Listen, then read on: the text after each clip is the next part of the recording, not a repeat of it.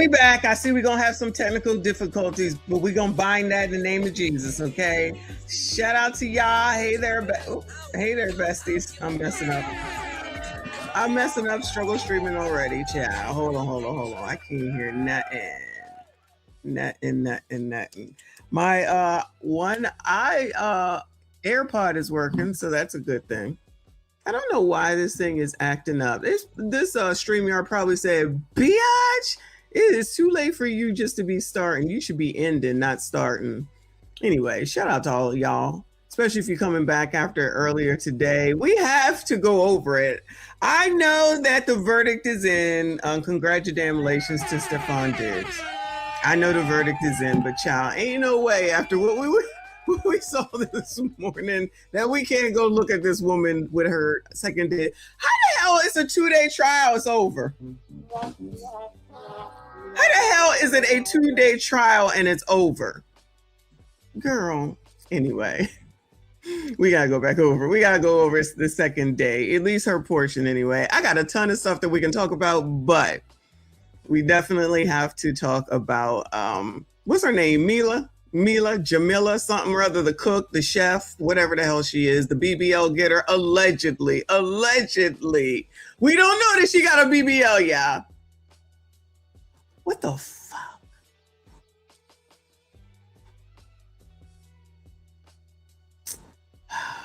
YouTube be YouTubing, y'all. YouTube be YouTubing. Anyway, shout out to all of y'all that are here. I see you. I appreciate you. Please make sure you hit the like button for me.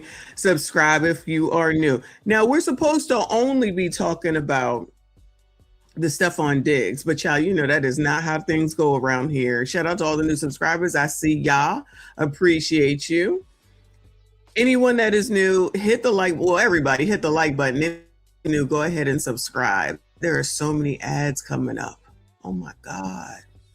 I know I'm looking crazy here, y'all. Sorry. I'm trying to do 5 million and one things at one time.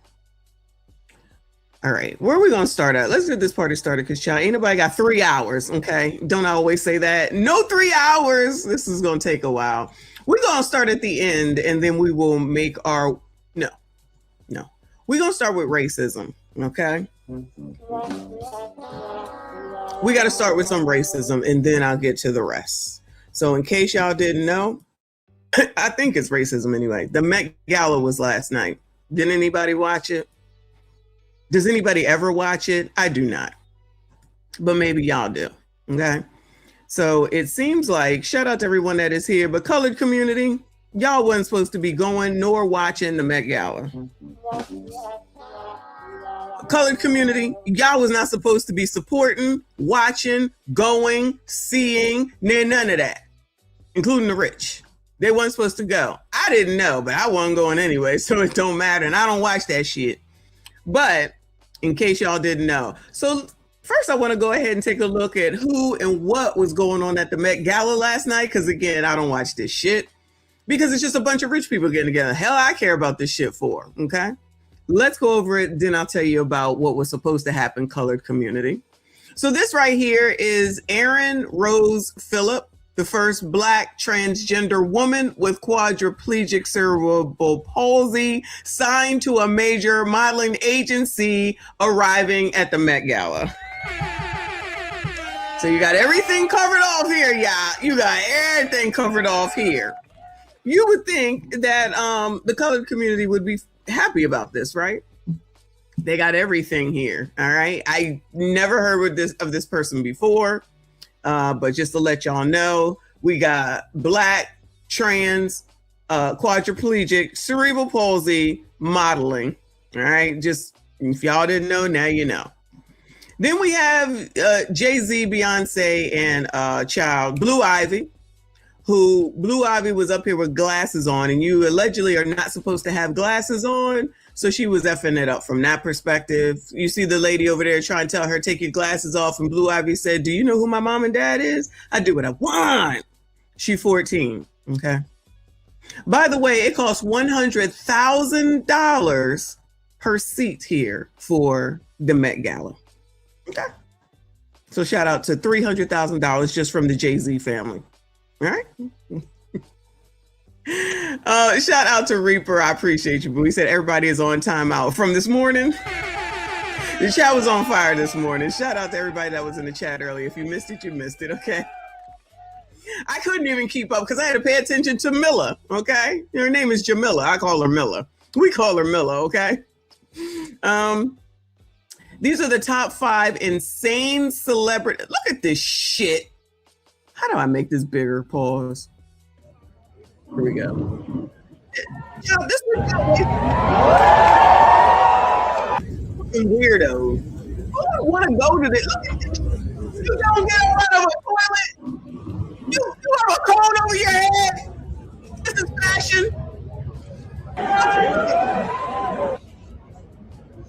Wait.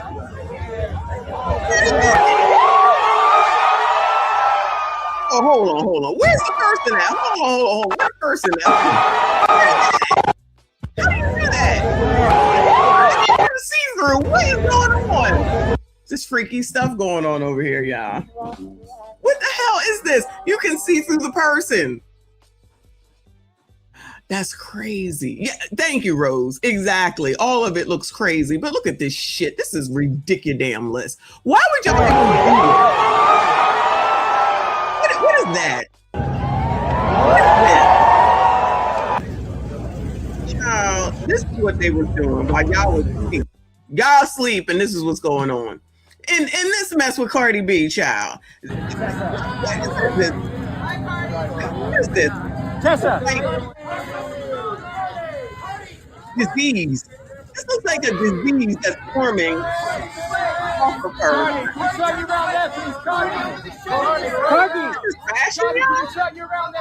Cardi, turn around. And look up.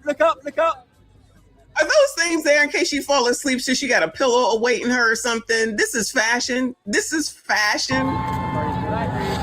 Dude. Tessa.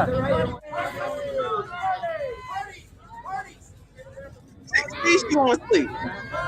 There. She won't sleep. Laying against pillows on her shoulders. Cardi, turn around. And look up. Stuff, child. We brought up. Out of the way!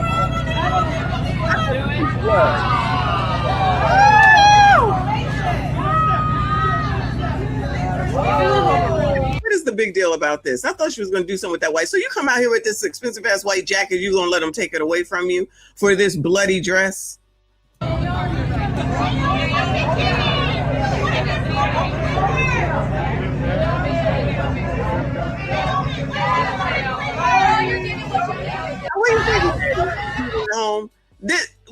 Who is this? Failed Snow White actress Rachel Zelger, who cost Disney more than $170 million in her role as the princess, is being brutally mocked for her Met Gala appearance, particularly for her odd jaw movements. Girl, what are you doing? When you go blind because you're doing it on purpose, not from age.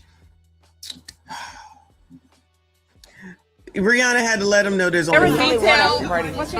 They're going to Beyonce and Jay-Z's side. What's your favorite thing about ASAP's clip? Is there a detail?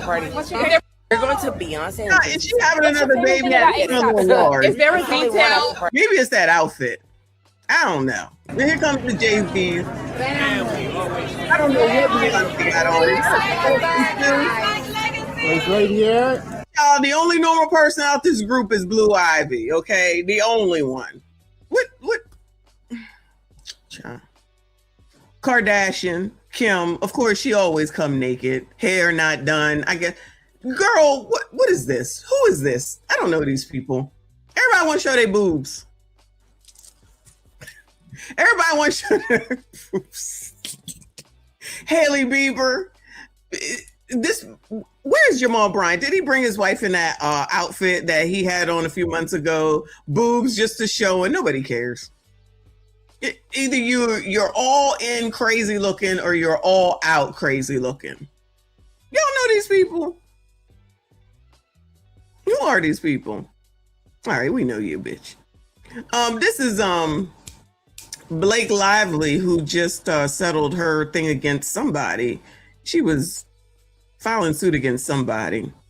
I didn't know she was a bitch, but clearly she is. But yeah, so nobody wanted to help her. Who is this? This is Sarah Paulson wears dollar bill over her eyes to call out the 1%. Now, this is a bitch that just paid $100,000 trying to call out her people. These people are crazy. The actress, who is worth an estimated $12 million, used her outfit to call out the world's elite while attending the $100,000 per person Met Gala. These mugs are so out of touch, but people want to follow these people like they ain't no tomorrow. Look, this looks like they all getting electrocuted. Rihanna, Bey, and Sierra. Sierra looking a little dark, but maybe that is her child.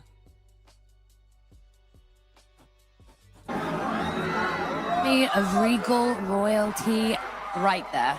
The feathers, the diamonds. Regal royalty, in case y'all didn't know. The headpiece, the poised, beautiful face. Oh, Beyonce. Can you just look at the detailing in that dress? Like, It's like a skeleton. skeleton. That is A skeleton, another demonic type thing. All right, y'all like it. Look at this shit. What is this shit? What is this shit? Is she about to joust? Ain't this the one that's being sued for essay or something? Ain't that Katy Perry? Lord help your people. Shout out to Nikki though. That looked nice. Is she getting divorced? I heard she's getting divorced. I wonder if they booed her. I'm sure they didn't care because, you know, all them people with all this money probably voted Republican. I don't care what they say. This looked like Adam Sandler at first, but it's Bad Bunny. He came dressed as an old man. Child, these people don't know what to do with themselves. That's what I've deduced, that these rich ass people. Look at Michael B. Jordan. Come on now.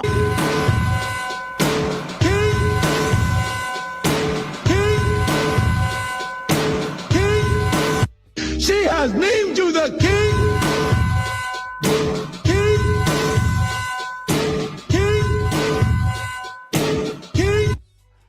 Child, I can't do it. I don't know who this crying ass is. All right, that's enough. This one came out in his bathrobe. These people are weird. Then he was saying that these two was fighting, arguing. But you know what I want to know about these two though is ASAP, right? Is ASAP is he settling? No, I'm sorry. Is Rihanna settling? Because you know she a billionaire and he's not. She a billionaire and he's not. Is she settling? What's the difference between Taylor Swift and Travis Kelce when Rihanna and ASAP? Is she settling? She should be waiting for another billionaire. What's up with that, Riri? Riri about to be pregnant again. If she ain't pregnant now, I think she's gonna be pregnant. She's looking a little thick around the neck. Allegedly. I'm just saying. She's settling. So then what's her name is settling too? Child, what is her name? I just said her name. Taylor Swift. Yeah, look at that outfit she got on. I feel like it's trying to hide something. She about to be baby numbering it up around here. Watch. Anyway, I've been seeing women say she's settled for ASAP.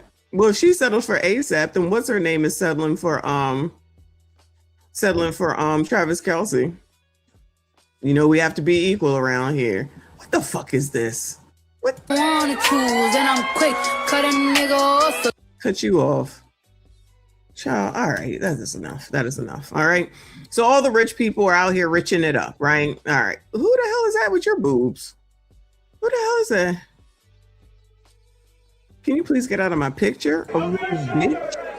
Damn, them boobs about to topple over. Girl, don't nobody know you. Who is that? Rock, what are you doing? All right, let me get off of here. Tiana, what are you doing? What is that? Let me get up off of here, child. I'm not even going to scroll no more because I have to come over here and let you know that two bitters are bitter. Now, honestly, I don't think, goodbye, sir. I don't think Taraji can afford to go to the Met Gala. Let's be honest, okay? You know, she don't get paid enough. It's not right. It's racism. Black women got her, blah, blah, blah, blah. We've heard it all before. Jennifer Lewis, she probably could afford it, but you know how she feels about everything. When you say that there's something that needs to be done, Jenny gonna do it. Hey, is everybody on track? Cause this Friday ain't black. Cause we ain't buying shit. We ain't buying shit. Well, I stand up and never quit. We ain't buying shit. From the 25th of November to the 5th of December. Remember, we ain't buying shit. We ain't buying shit. This Friday ain't black. Cause we got each other's back. We ain't buying shit. We ain't buying shit.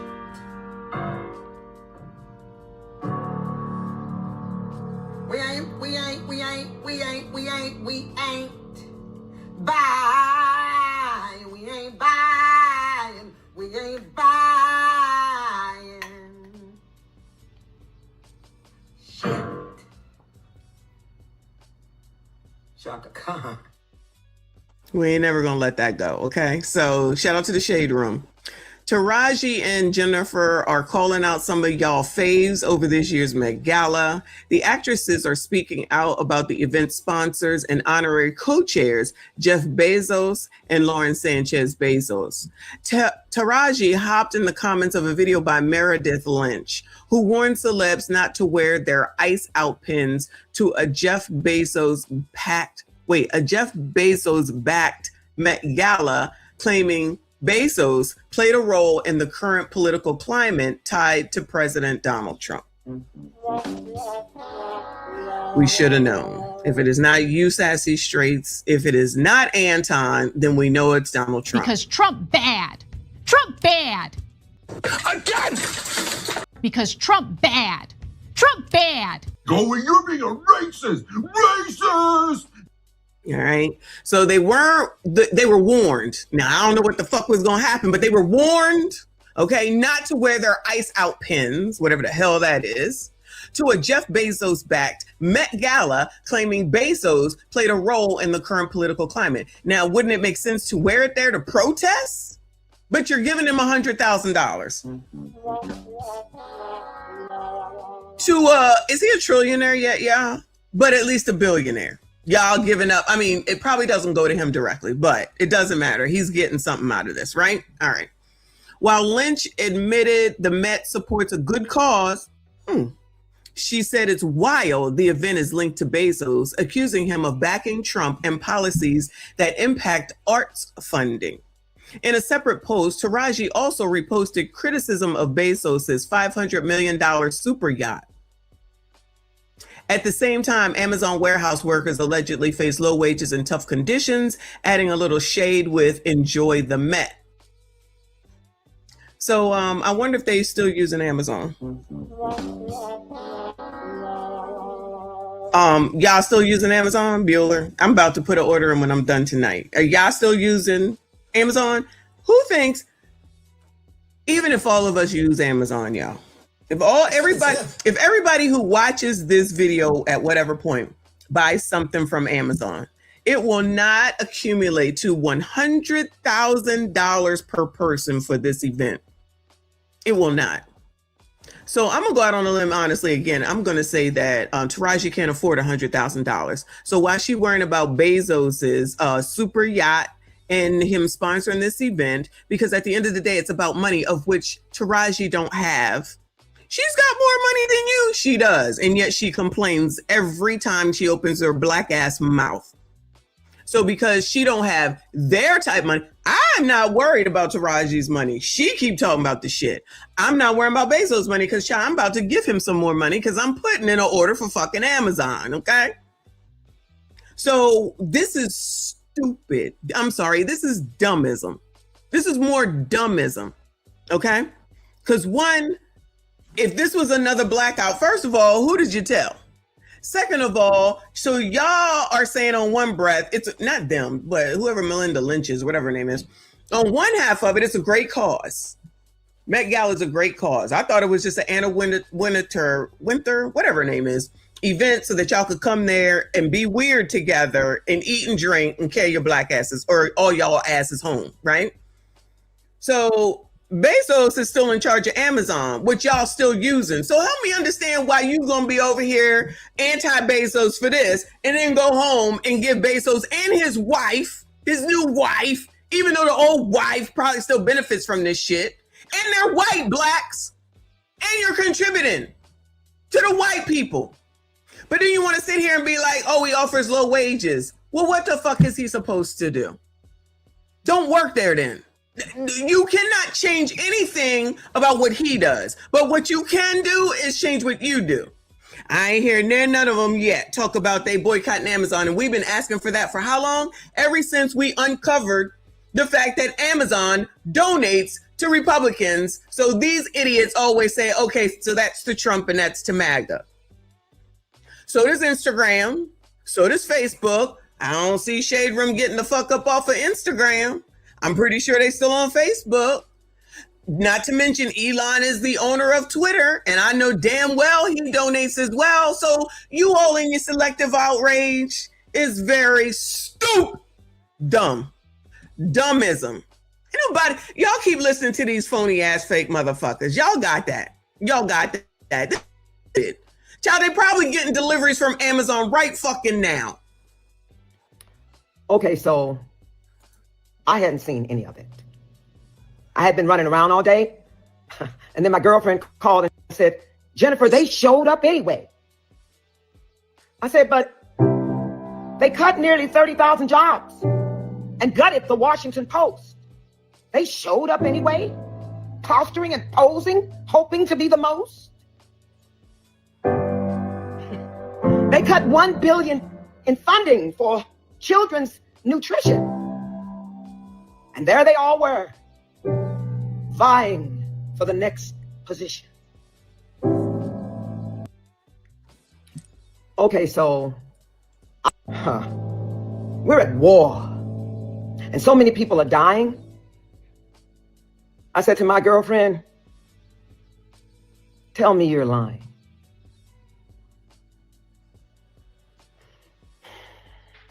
How much fame do we need, y'all? How much more fame?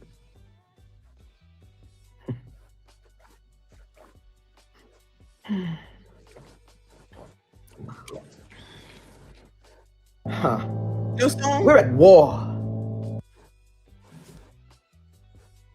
Taraji on Meredith's post, I'm so confused by some people that are going. I am just like, what the fuck are we doing?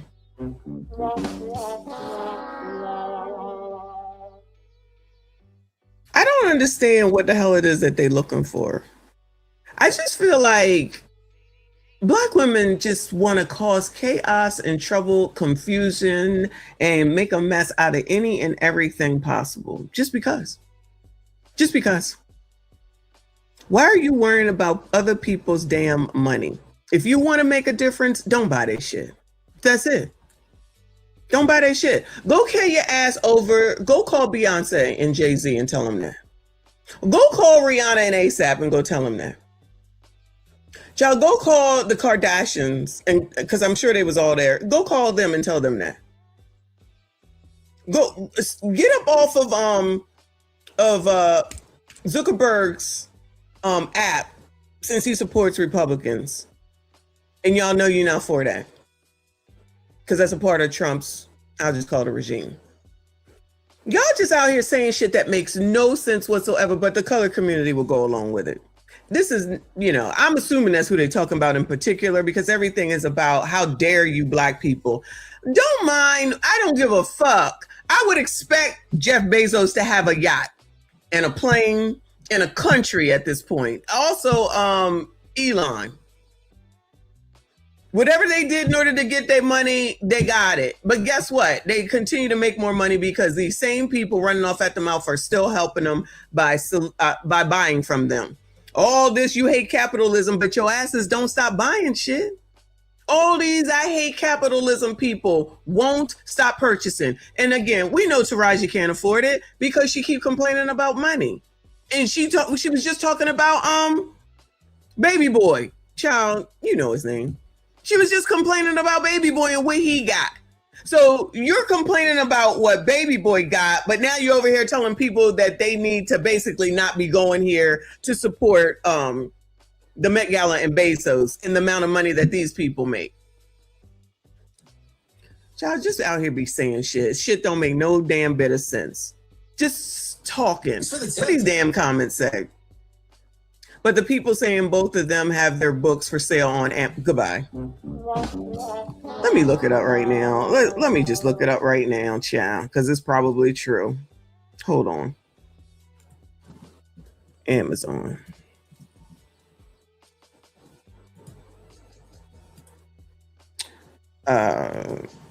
Jennifer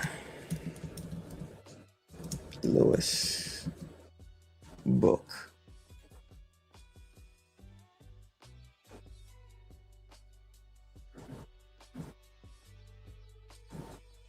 You have to tell me what the hell the name of the book is. Do y'all know what? I know y'all don't know. Let me just hold on. That ain't her. A lot of these books don't have a picture of the person on it, so I can't tell. Let me do Taraji. That's a pretty unique name. P. Henson.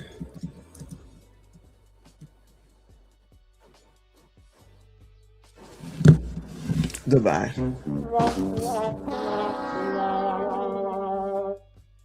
Good fucking bye.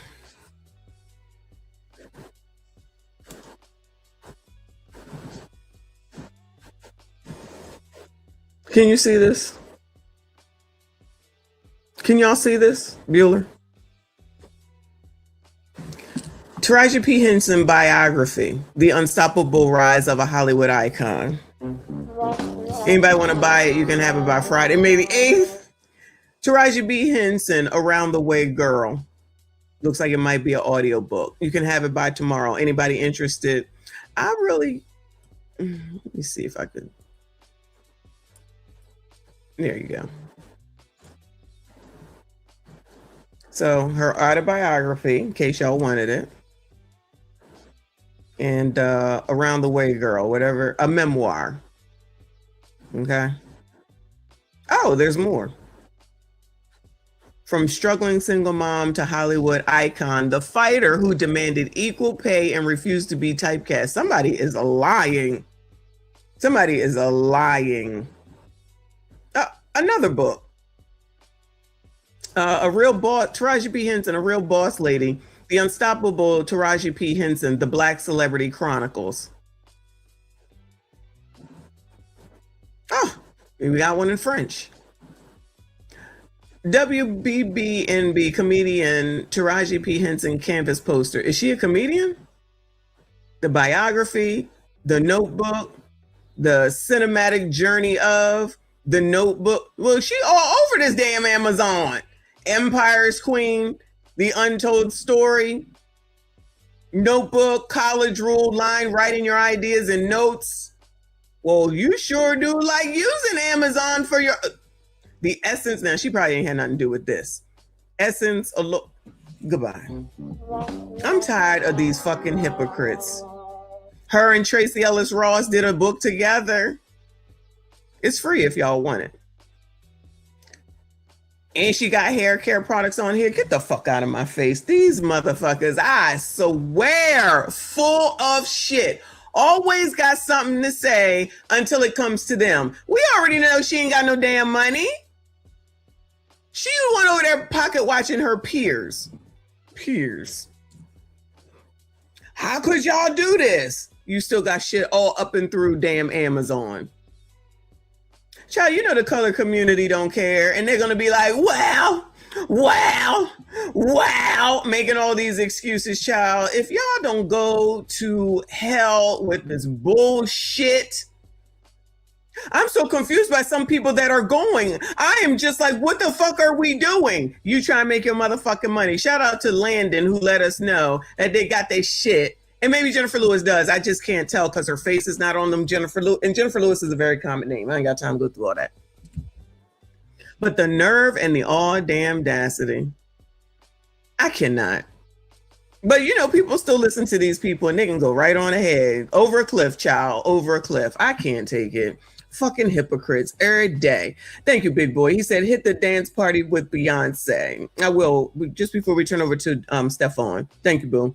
Shout out to Dee Dee up in here. She said they're mad Bezos married a 54-year-old and it wasn't them. You may be on to something right there. It could be that. Gail over there somewhere mad as fuck, okay? Shout out to 71-year-old Gail waiting for the true love of her life. Live from New York, thank you, boo. Taraji equals OG victim. Megan equals New Jack victim. Jennifer Lewis is the same.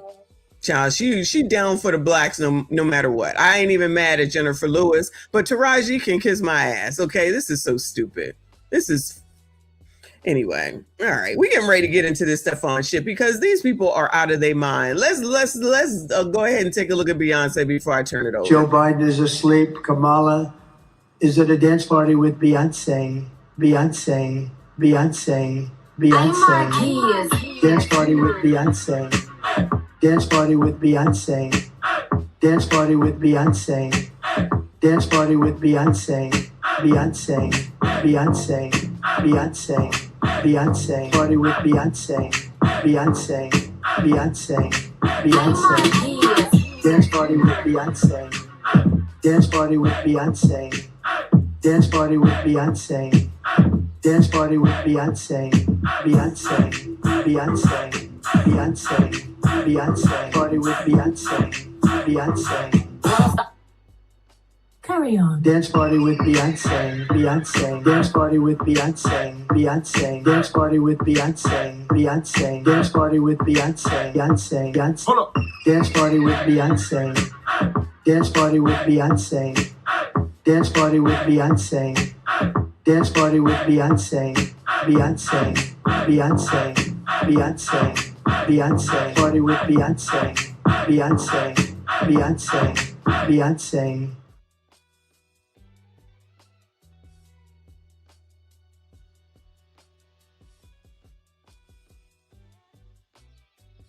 My bad. Shout out to the Beyonce family for donating $300,000 to the Met Gala while the poor Taraji pours Beyonce's the boule. Taraji down here saying, "How dare y'all do this?" They like, "Girl, keep working, child. One of these days you can make it. Keep working." Allegedly. All right. Let's look at this mess, child. So this is day 2. I queued it up. We already know that Stephon is not guilty, but child, we cannot not look at Melly, okay? Because she was a mess.com. So this is day 2, which is today. So they had a day 2, her testimony and a couple other people's testimony, and then they deliberated for like 15 minutes, and they was like, "Oh, he not guilty." Not that we didn't already know. Anyway, let me pick this up. This is the judge up here who ain't playing no games. This is the chef. Her name is Jamila something or other, and she be lying. Allegedly. Just a reminder that Girl, did you almost fall on the wall? And Ms. Adams, again, as of the same as yesterday, if you could do your basket with your voice on, that is appreciated. Yes. Thank you. May I proceed, Your Honor? Yes, thank you. Thank you. Ms. Adams, on January 1st, 2026, you sent Steph's girlfriend a text message that later appeared on TMZ's website, correct? Yes. She had to think about it. They must be talking about Cardi B, I guess. Damn! She just got, this lawyer is good. Stephon's lawyer is good. And in that text message, you told Steph's girlfriend that you were so sorry, but you couldn't talk to her, right? Yes. And you told Steph's girlfriend in that text message, I didn't say that, especially in the way it was written. Yes. Right? And you were talking about the statement that you made to the Dedham police, right? It was a voicemail, and I didn't listen. I read it, the transcript. So I didn't know her voice. When you told Steph's girlfriend on January 1st, 2026. I don't understand the question. I'm sorry. So I haven't finished my question. When you told Steph's girlfriend on January 1st, 2026, in a written text message, I didn't say that, you were referring to the statements that were reported in the press that you gave to the Dedham Police Department, correct? I don't understand your question. Did you or did you not write those words? I don't understand your question without further explaining.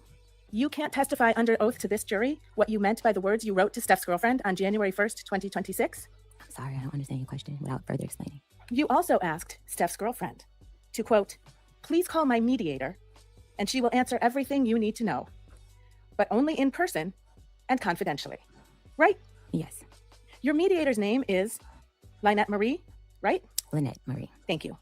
She's also known as Lynette Marie Turner? I don't know. You don't know your mediator's last name? I don't know her. She's married. I don't know her exact last name. Your mediator works for a company called LMT Global, correct? Yes, that's her company. Your Honor, may I finish? Yeah. What do you know? Is that a bullet I'm showing you a hole? corporate document from the state of Michigan. It is an amended annual report filed by LMT Global Corporation. Can you please read the name of the president of that company? Objection, Your Honor. Sidebar. Oh, sidebar. She looked like she up to no good.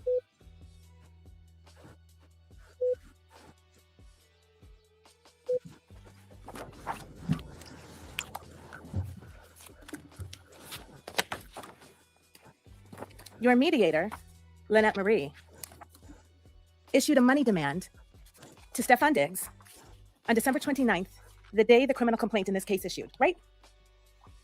I'm not sure of the date. Oh, may I approach, Your Honor? Yes.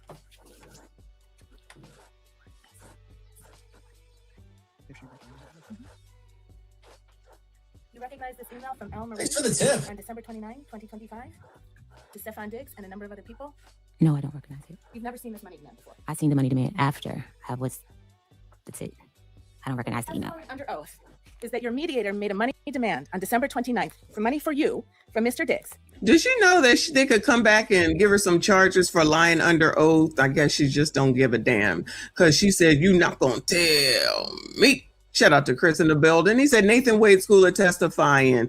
Was it Nathan Wade or was it, remember his friends? I forget what he used to say when he was up there testifying. I do not recall. I think he was saying, I do not recall. I do not recall. I do not recall. Oh, these people are full of it. If they sat up here and brought charges against her, I would be happy. Televise that too. Money for past wages. The same day the criminal complaint in this case issued, and you didn't see it? I can't answer that question. I'm sorry? I can't answer that question without explaining further. Can't answer that question under oath. Without explaining. Your mediator demanded $19,000 on that date, didn't she? For wages owed, yes. Your Honor, I move to strike that. Answer stands. Sorry? Answer stands. Thank you, Your Honor. You've made another money demand in this case, haven't you?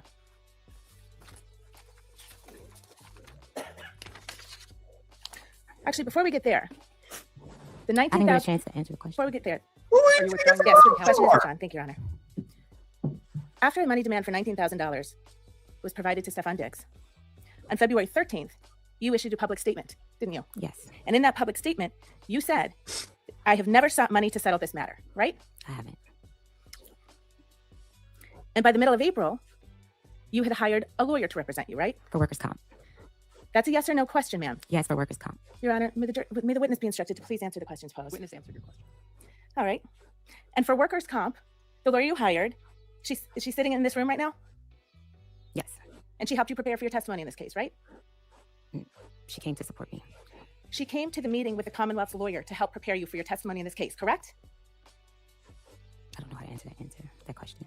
You can't answer that question under oath, ma'am? No, You met with the prosecutor last Thursday, right? With your lawyer, I right? was told to have a lawyer because you guys asked me to plead the fifth. on some things. So I was instructed to have my lawyer come. So your testimony under oath is that the Commonwealth's attorney instructed you to bring your private lawyer? Or a lawyer, that you guys offered a lawyer. So I brought my private lawyer. I'm sorry, when you say you guys, do you mean me, defense counsel for Mr. Diggs? Yes. Is your testimony under oath that I had some role in your preparation session with the district attorney's office to prepare you for your testimony in this case? I was told that the defense said I needed to have a lawyer, or they were going to provide a lawyer, something in that context, about pleading the fifth, about messages. What is wrong with this person? Yeah, Shiloh. Girl, what? That's exactly what I was about to say. Girl, what? Child, you this is proof yet again that they won't even listen to anything.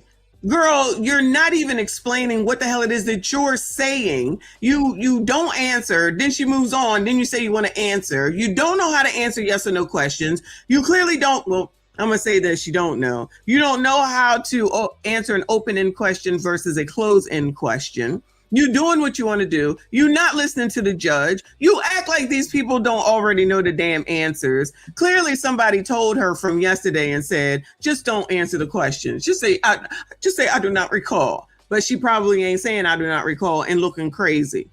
She having fun with this. To me, it looks like she's enjoying this. I hope they do bring perjury charges against her. Then see what she's smiling and laughing at. Oh, it's racist because I'm a black woman. So I brought my lawyer, which was when I walked to the side of the judge yesterday. Child, she just said, I'm going to bring any old lawyer. Your personal lawyer is here today, correct? No workers' comp. She's with the law firm of Boston Law. That's a law firm here in Dorchester, Massachusetts. Sam, I think that was I apologize, but you do need to keep your voice up. I don't know. Okay. Yes. Thank you. Tell the jury how much I think you described her as a workers' comp lawyer. I got her because I was injured on the job and I needed to file a workers' comp case. Stephon Diggs did not have proper workers' comp insurance. The final portion of that will be stricken and you will disregard it. Ms. Adams, if you could just Stephon Diggs did not have proper insurance, and yet you there, and yet you stayed, and yet you got him a birthday present, and yet you came back. Thank you, live from New York. Her cooking must have been fire to deal with that. I don't think it was her cooking, child. I don't know what it is. Maybe it's the BBL. I don't understand, because Stephon got to grow up. Stephon got to grow up. answer the question. And if you need a defense counsel, certainly Okay. Thank you, Your Honor. 3 weeks ago, your lawyer demanded $5.5 million from Mr. Diggs, didn't he? Mr. Diggs offered me $100,000 to recant my statement. That is a yes. That is the Your Honor, only. maybe we heard a sidebar, please. The last part of the witness's response will be stricken as non-responsive is disregarded and you will not consider it during your deliberation.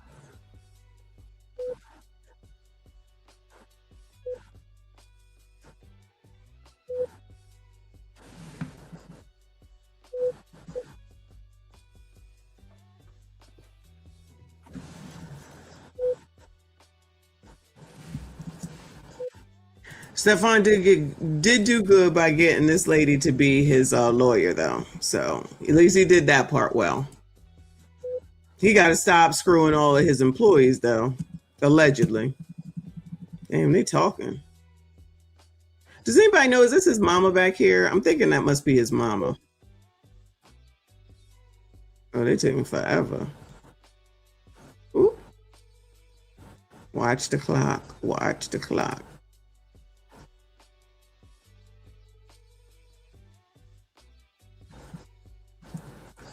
What the hell happened? Here we go.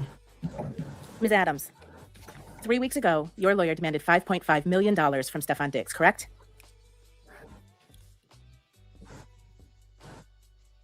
That is client lawyer privilege. I cannot speak on that.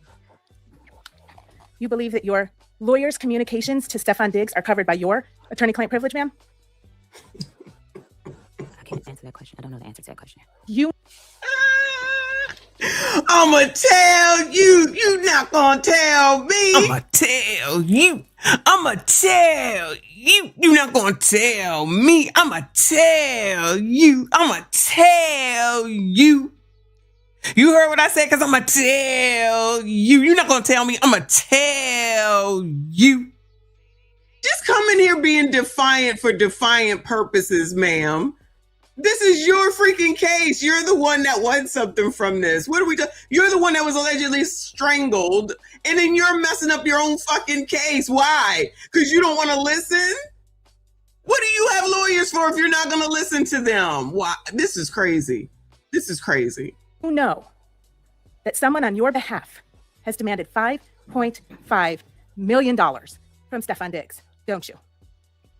I have a workers' comp claim, and Your I Honor? explore all civil options. Ma'am, I don't understand. are you able to answer No. that question? No, I'm Counsel, not restate able the to. question, please. You know that someone on your behalf has demanded $5.5 million from Stephon Diggs. You know that, Ms. Adams? No. I'm sorry, I don't know how to answer the question. I don't understand. I have no further questions, Your Honor. This is worse than I do not recall, y'all. This is actually worse.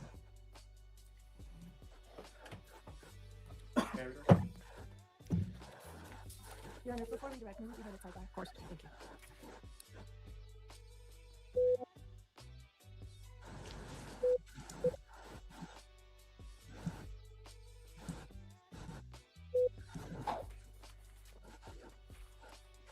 Do you think that she thinks that somebody is going to hire her again? Yesterday, defense counsel showed you a form about that you filled out to the police. Yes. And they made a point that you're the hand, but not the forearm and elbow. May I approach?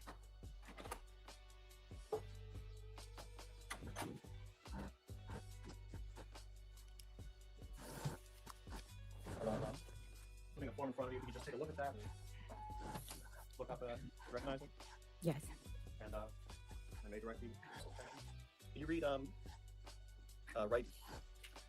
right here when it says the expected injury? Or... Objection, Your Honor. Same. Is there anywhere on that form where you do note the forearm and forearm being used to choke you? Objection. Yes. Sidebar. Oh my God.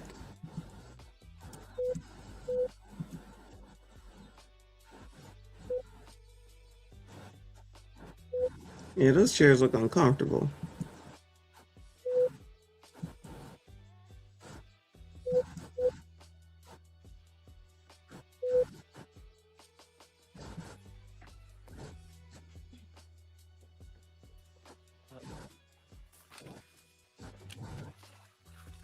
Just leading up to the assault.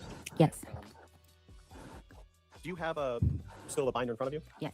Do you mind opening to section 3 and to pages ending in 114?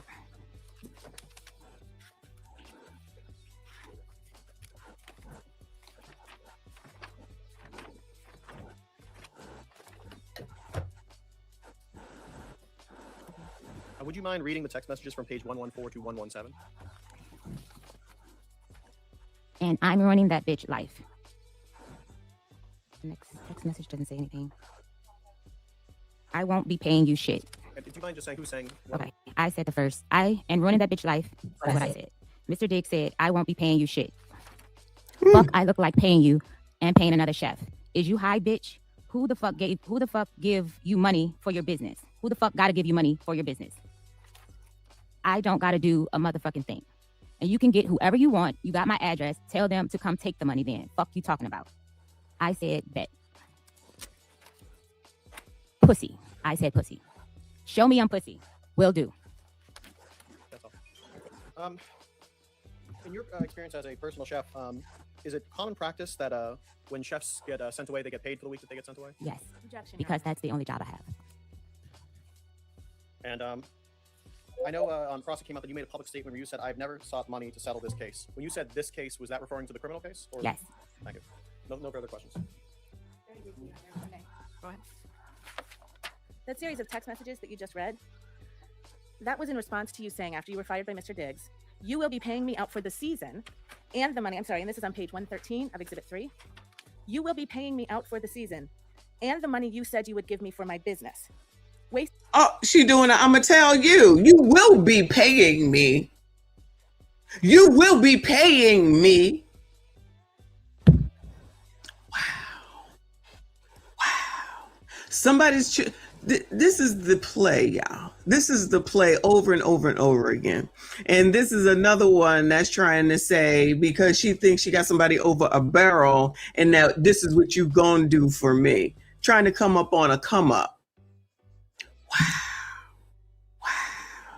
Wasted my fucking time being here because you got a fucking circus going on, right? Yes. So when he said he wouldn't be paying you, he was referring to your demand that after you leave your employment on December 2nd, he nonetheless continued to pay you $2,000 a week for the rest of the New England Patriots football season while you were not working for him, right?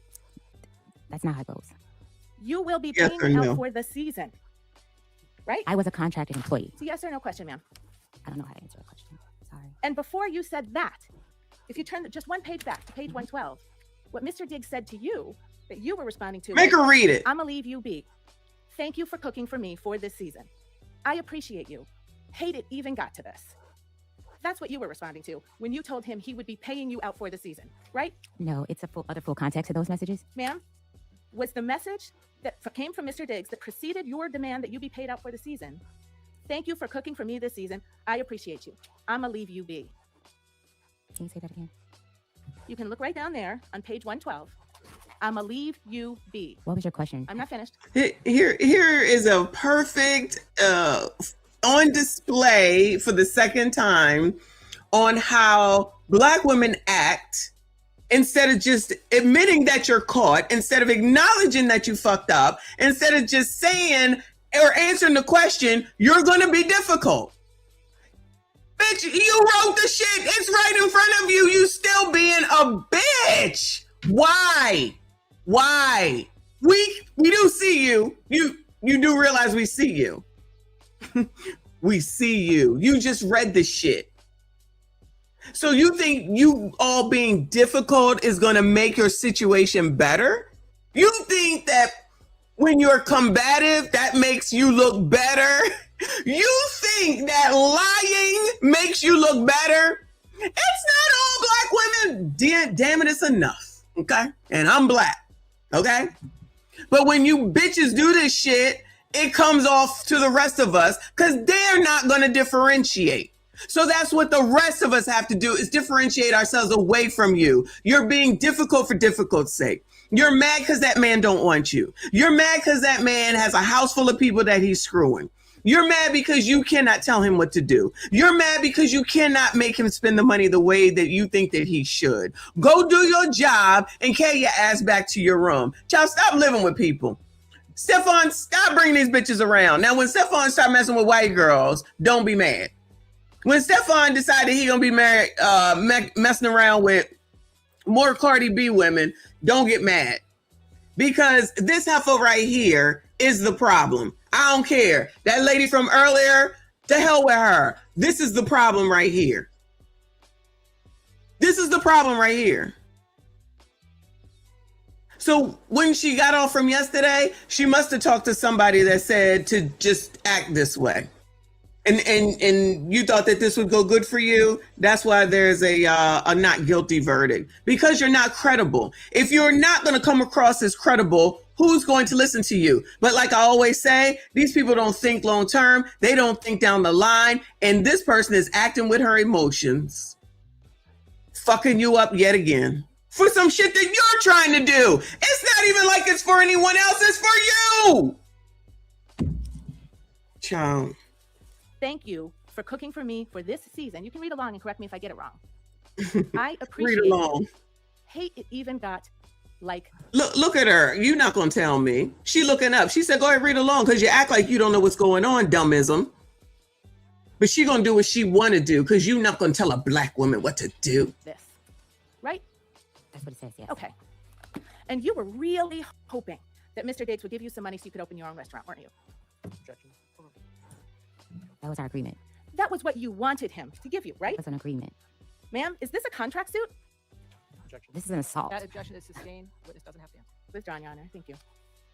There's no question in front of him. You wanted him to pay you to open your own restaurant, right? I wanted to pay me past wages. Okay.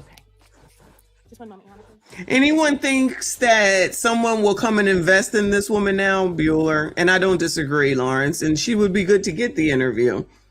I think Tasha is I think she can see what's going on. Given what she's been through, she better play it right. That's what I would think. Who thinks that anybody is going to come through and have this woman be a part of their chef life, child, whatever you call it? They're going to allow her to be chefing up in their house, or that they're going to go and give her money in order to start her business. I'm not talking about banks. I'm just talking about like an investor. You think somebody from Shark Tank, after looking at this, you think Kevin O'Leary will come through and say, girl, I give it to you for 51%. I'm thinking no.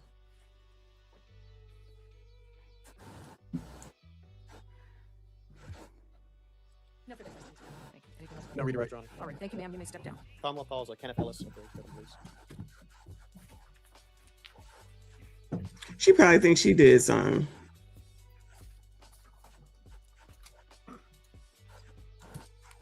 Ridiculous.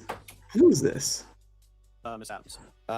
Just that time in person, and then I believe there was multiple emails, and then it was probably 2 more times on the phone, maybe 3.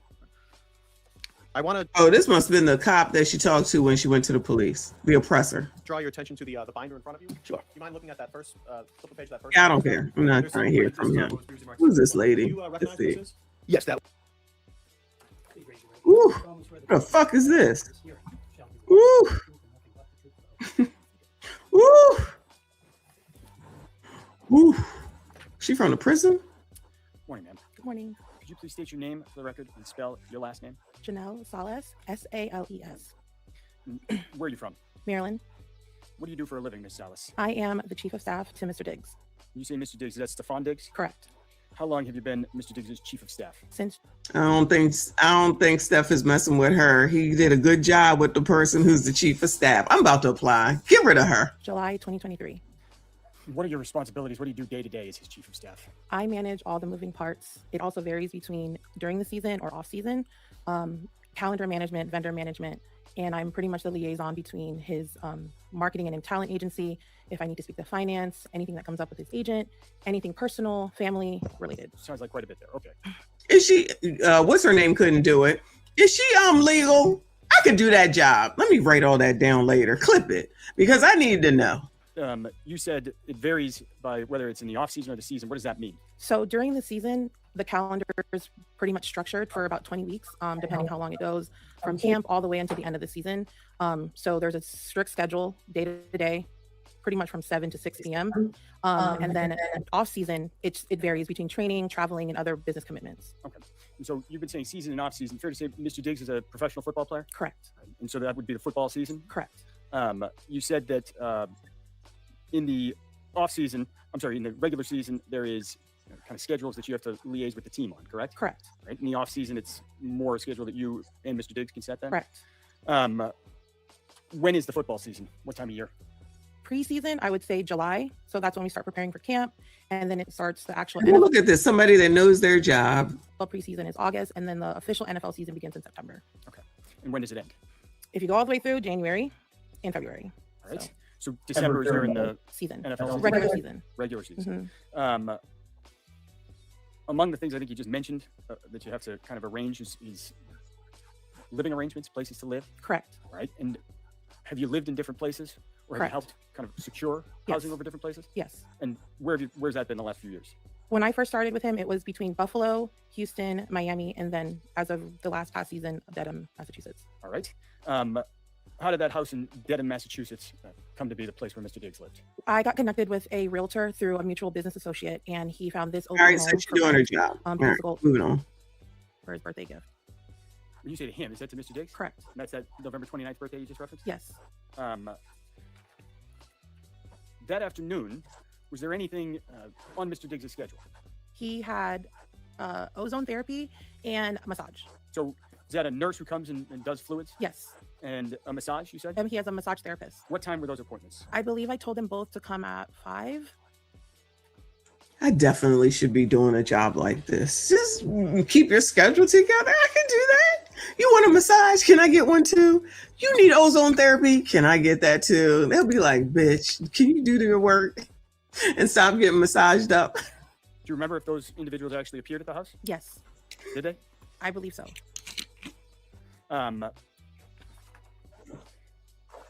That afternoon, you said you purchased a flight for Mila Adams to Atlanta? Yes. Did you arrange to get her to the airport? Yes. What time did that happen? Probably in the 7 o'clock hour, because you have to be there an hour before checking in your bag, and it took about 45 minutes to get to the airport. So probably between 7 to 7:30. She knew her job. She remembered Mila. You think about 7:30? Yeah. And so did she leave the house around 7:30? She should have left around before 7:30 to get to the airport on time if she was checking in a bag.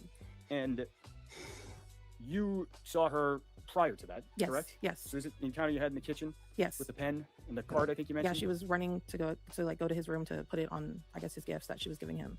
Did you end up, speaking of Don't forget, she had to give the birthday present after the assault, yeah. Mr. Diggs later that evening? Yes. And did you see any of those, the card or the presents? that you Yes, there were 2 boxes on his bed from Chanel. One he had opened up and he put on after his massage, and we were getting ready to leave. I told him, we got to pack, we got to go, we got to make this flight. He put the beanie on. There was another box that was unopened, and then there was a green Post-it with whatever note she had on it for his birthday. Right. I love you. This is the best thing that's ever happened to me. And I love this opportunity, but your ass better pay me. Happy birthday, motherfucker. That's probably what it said, allegedly. Prior to, speaking of Mr. Diggs, prior to arranging for Miss Adams' Uber, did you hear anything that afternoon? No. Any screams? No. Sort of slam doors? No. Anything out of the ordinary? No. It was a quiet strangulation. Do you know if Miss Adams cooked dinner that night? It was like a hot dog. It was like and there was like mustard on it, but it was like left on the counter, and it was like That was a reason to be fired right there. dried up. And then in the room, it was like dried up. So there was like 2 that were made. Let me back you up on that. Do you know if she did cook dinner that night? She did. Where did she do that? In the kitchen. And what time did you see that? I just remember the food being like prepared. Okay. Already. And you mentioned it was a hot dog or something like Yeah, that? it was like a hot dog, or like, you know, like Auntie Anne's when they have like the pretzel dogs. It kind of looked like that, but it was it just looked dried up. Okay.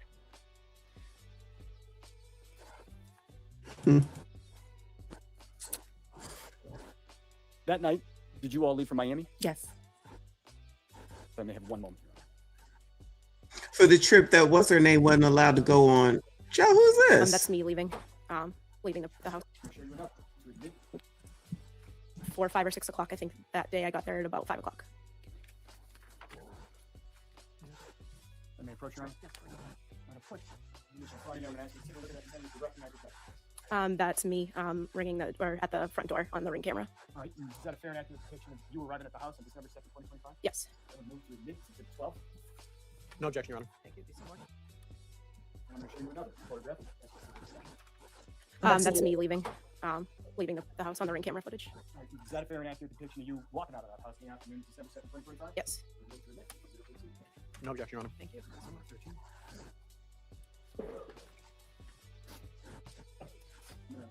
Put it back in front of you and ask you. There's a timestamp at the bottom right corner. Your Honor, can we be seen on sidebar? They got more sidebars than a little. Who the hell is this? Did you see any marks on her face? Man or woman? Not that I recall, no. Did you see any marks on her neck? No, she had a black jacket on, so I don't think I could see her neck, but I didn't see anything on her face at the time.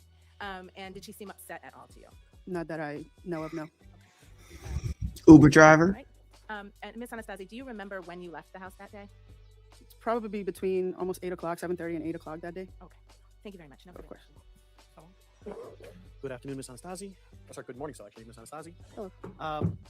You said you had previously worked at the Celtics, and is it like kind of word of mouth that you got a job working for Mr. Diggs? Yes. In your line of work, how important is word of mouth in order to find new clients? It's very important. And outside of just actual, I guess, technique and skill, is discretion and care of how you, because you're working with some high-profile people, is that also an important aspect to have? I don't understand the question. I'll withdraw. Nothing further. Okay. All right. Thank you so much. The last girl, Jean Lay, was the massage therapist, because this lady can be.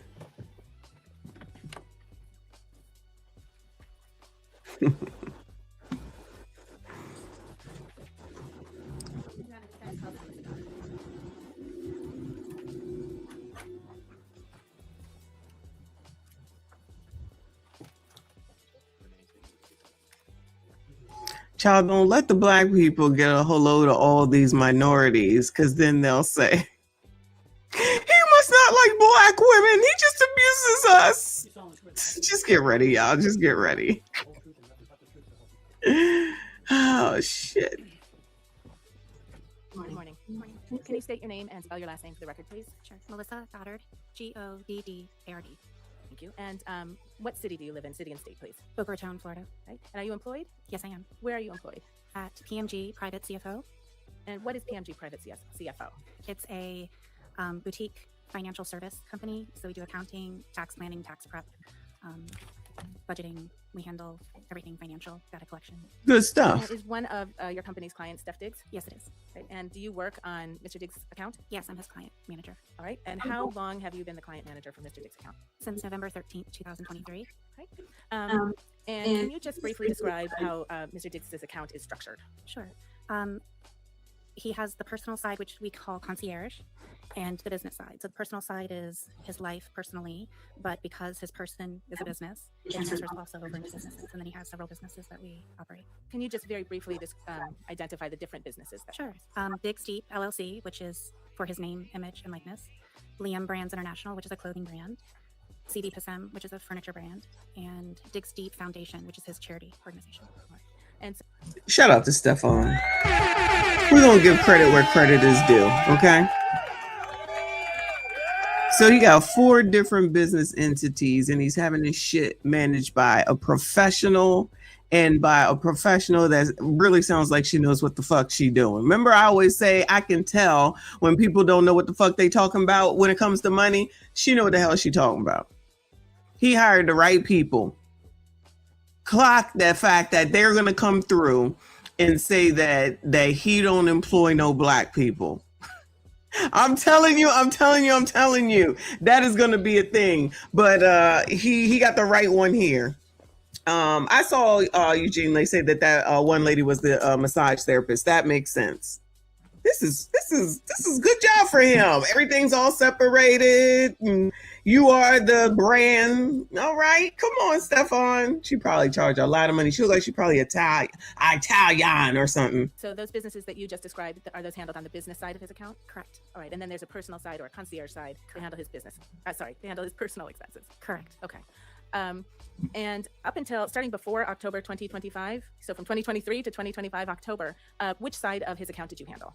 I handled daily business transactions for the most part. Okay. And did you have a different colleague to handle the personal kind of concierge side? Yes, the practical everyday concierge side we did. And would expenses for private staff be handled on the business side or the concierge side? The concierge side. Okay. And did something happen in the fall of 2025 that caused you to take over responsibility for the concierge side? Yes, we had an associate leave. Okay. So the associate left, and then were you responsible in the fall of 2025 for both the business and the concierge side? Yes. Okay. And did you have responsibility at that time for payments to Mr. Diggs' private chef? Beginning of November, yes. Okay. Beginning of November 2025? Correct. And oh yeah, they're gonna be like, did you F up her pay? Do you recall, well, what did you do when you took over responsibility for those payments? I was notified at the beginning of November that the data collection program that we use was updated so that personal payments needed to be made. And one of them was for the chef. And I asked, catch me up. Does she have a contract? How do we pay her? Does she have a W-9? Does she have an NDA? Just general information, like, what do I do? And who are you talking to when you were getting this information? Sunny.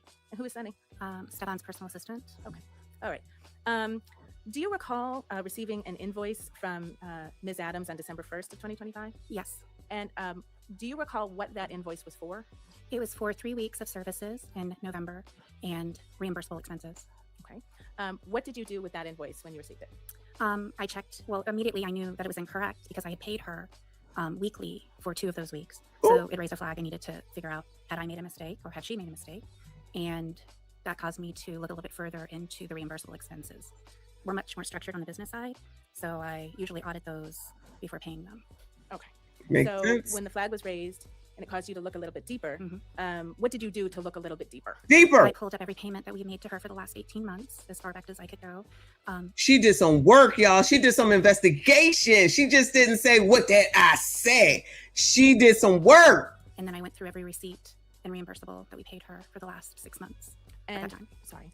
And at the conclusion, so would you describe that as a kind of an audit? Yeah. Okay. But if you receive an invoice and it's incorrect, I want to know, is it our mistake or was it her mistake? So I wanted to make sure that we had paid her correctly. All right. And what did you learn from conducting your audit? That she had submitted receipts multiple times over the course of 6 months, the same receipt. That she had submitted reimbursements for packages sent that were paid by our Federal Express account for reimbursement. that we had overpaid her. And were you able to quantify the amount of money that she had been overpaid based on your audit? Yes. And how much money was that? I think the total was $2,500 and change at that time. With She was overpaid and she's still broke. an additional $744 that maybe was legitimate. I couldn't substantiate because there wasn't a date on it, so that was more in a gray area. Did you ask Ms. Adams for more information about the money that she was seeking?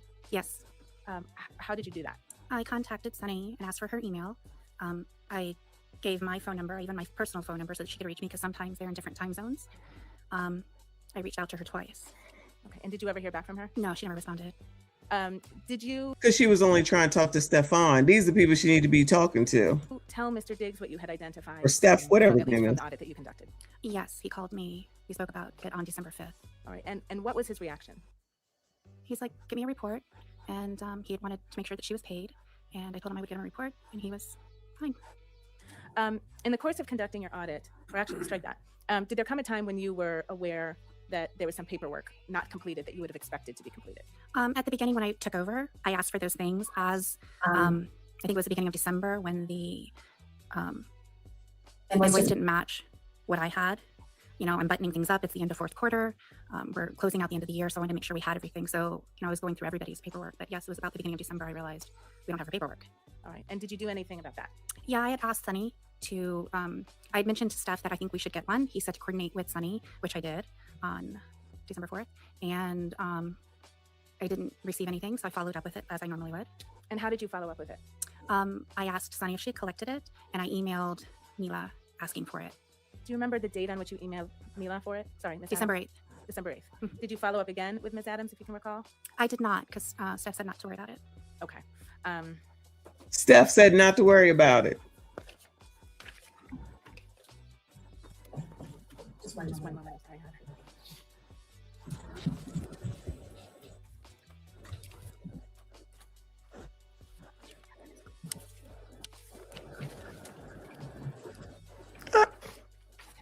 Who's this?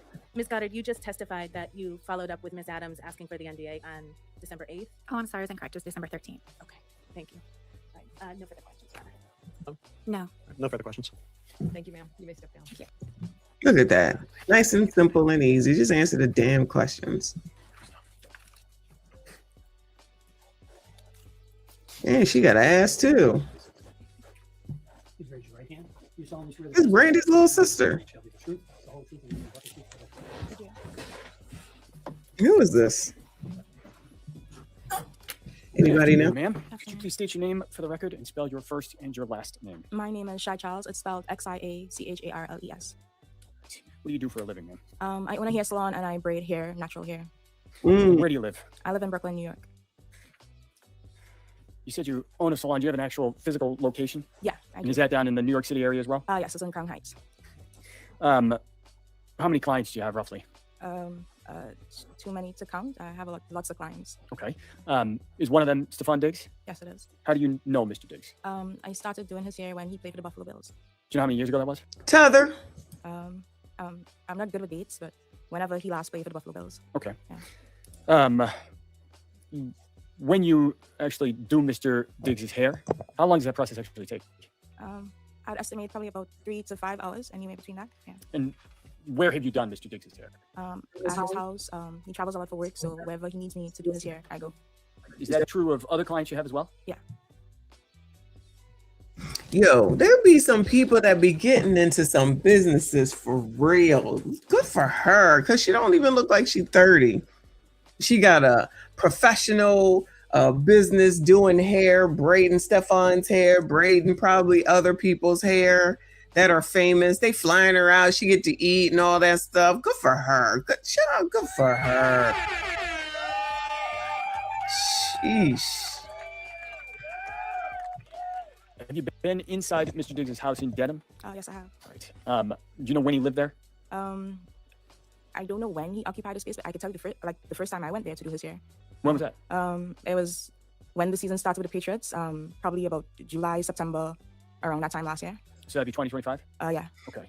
And you've been in Mr. Diggs' and other clients' house to do their hair previously? Yeah, I have lots of celebrity clients, and obviously they wouldn't want to come to the salon, so I go to them. So wherever they're at, I go meet them there, whether it's a hotel, their house, wherever. All right, so it sounds like September or July, fall of last year was the first time you were in Mr. Diggs' home in Dedham, but not the first time previously. Yeah, first time in Denham, but not like elsewhere at his house. Wherever he lived before that, I would go. Got it. And having done that, did you meet some of the people who were normally around? Yes. Do you know a person named Sonny? Yes. Who's that? His assistant. Do you meet any other family members of Mr. Diggs? Yeah, everybody that's in the house, his brothers, his mom, everybody. Okay. Do you ever meet a person named Mila Adams? Yes, I have. Who's that? It was his chef at the time when I met her. And so when did you meet Mila Adams? At the same time, I went to the house for the first time, so like around July, September, whenever the season started with the Patriots. Of last year? Yeah. Did you meet at the house? Yeah. And how much time were you at the house kind of the first time you met Miss Adams? Probably like less than 24 hours or around that time, because I know I had a client the following day. So I just had to come do his hair. But that was late in the evening, and so I had to leave the following day. Yeah. Okay. She'll be washing his hair too, y'all. Don't forget that. She'll be washing it, blow drying it, and then braiding it up. It could take some 3 hours or so. What if he's tender-headed? It could be that. It could be anything. She could massage it. It could be a lot of things. She getting paid well for it, probably better than the damn chef. And so you met Miss Adams at that point, but did you speak to her? I did, because I had to go to Walgreens to get some products, and so I asked anybody in the house if they needed anything, and Mila said she needed a sponge, a makeup sponge, and so I got her the sponge. When I came back to the house, she asked me how much money it was, and I told her it was okay, and that's the first interaction we had. Okay. Do you have any other further interaction with Miss Adams after that kind of initial 24-hour stay? Yeah, when I came back to the house. When was that? I can't give you an exact date, but I could like estimate. So probably within 2 weeks, because he'll do his hair like every 2 to 3 weeks. So about 2, maybe 3 weeks later? Yeah. You went back to the house in Dedham? Yeah. Was Miss Adams at the house in Dedham at that point? Yeah. And so did you speak more to her when you went back the second time? Yeah. So can we go back? Because even after, because I don't No, know. I'm sorry. Okay. I apologize, Yeah. Miss Charles. But Yeah. did you speak to Miss Adams again that second time you Yeah, went back to the house? we spoke more, yeah. Right. How much time did you spend with her that second time? More time, like a longer time, because we were talking about food, and she wanted to come to New York to start her restaurant. And I'm a business owner, and we connected on the fact that she was a business owner, and I have like a big social media following, and I told her that she needs to do content, and I wanted to help her with her content so she could start her business. So we connected on that. Did you end up helping her with content? Yeah. Did you two stay in touch? Yeah. How long were you around at the house in Dedham that second time? I can't tell you how long, honestly. I would stay longer if it had a game and we'd go to the game together. But for however, because most times she'll be like the only female there, and Sunny will come and go, and so I spent more time with her. Okay. Yeah. Kind of following that time you spent together, where you said you connected over being business owners, did you two remain in contact? Yeah. And how did you do that? We'll text, we'll send Instagram reels, we'll FaceTime. So you guys exchange phone numbers? Yeah. How much did you talk, you think, in the following weeks and months that fall? A lot, because a lot. We talk about business, we'll gossip, we girls, so yeah.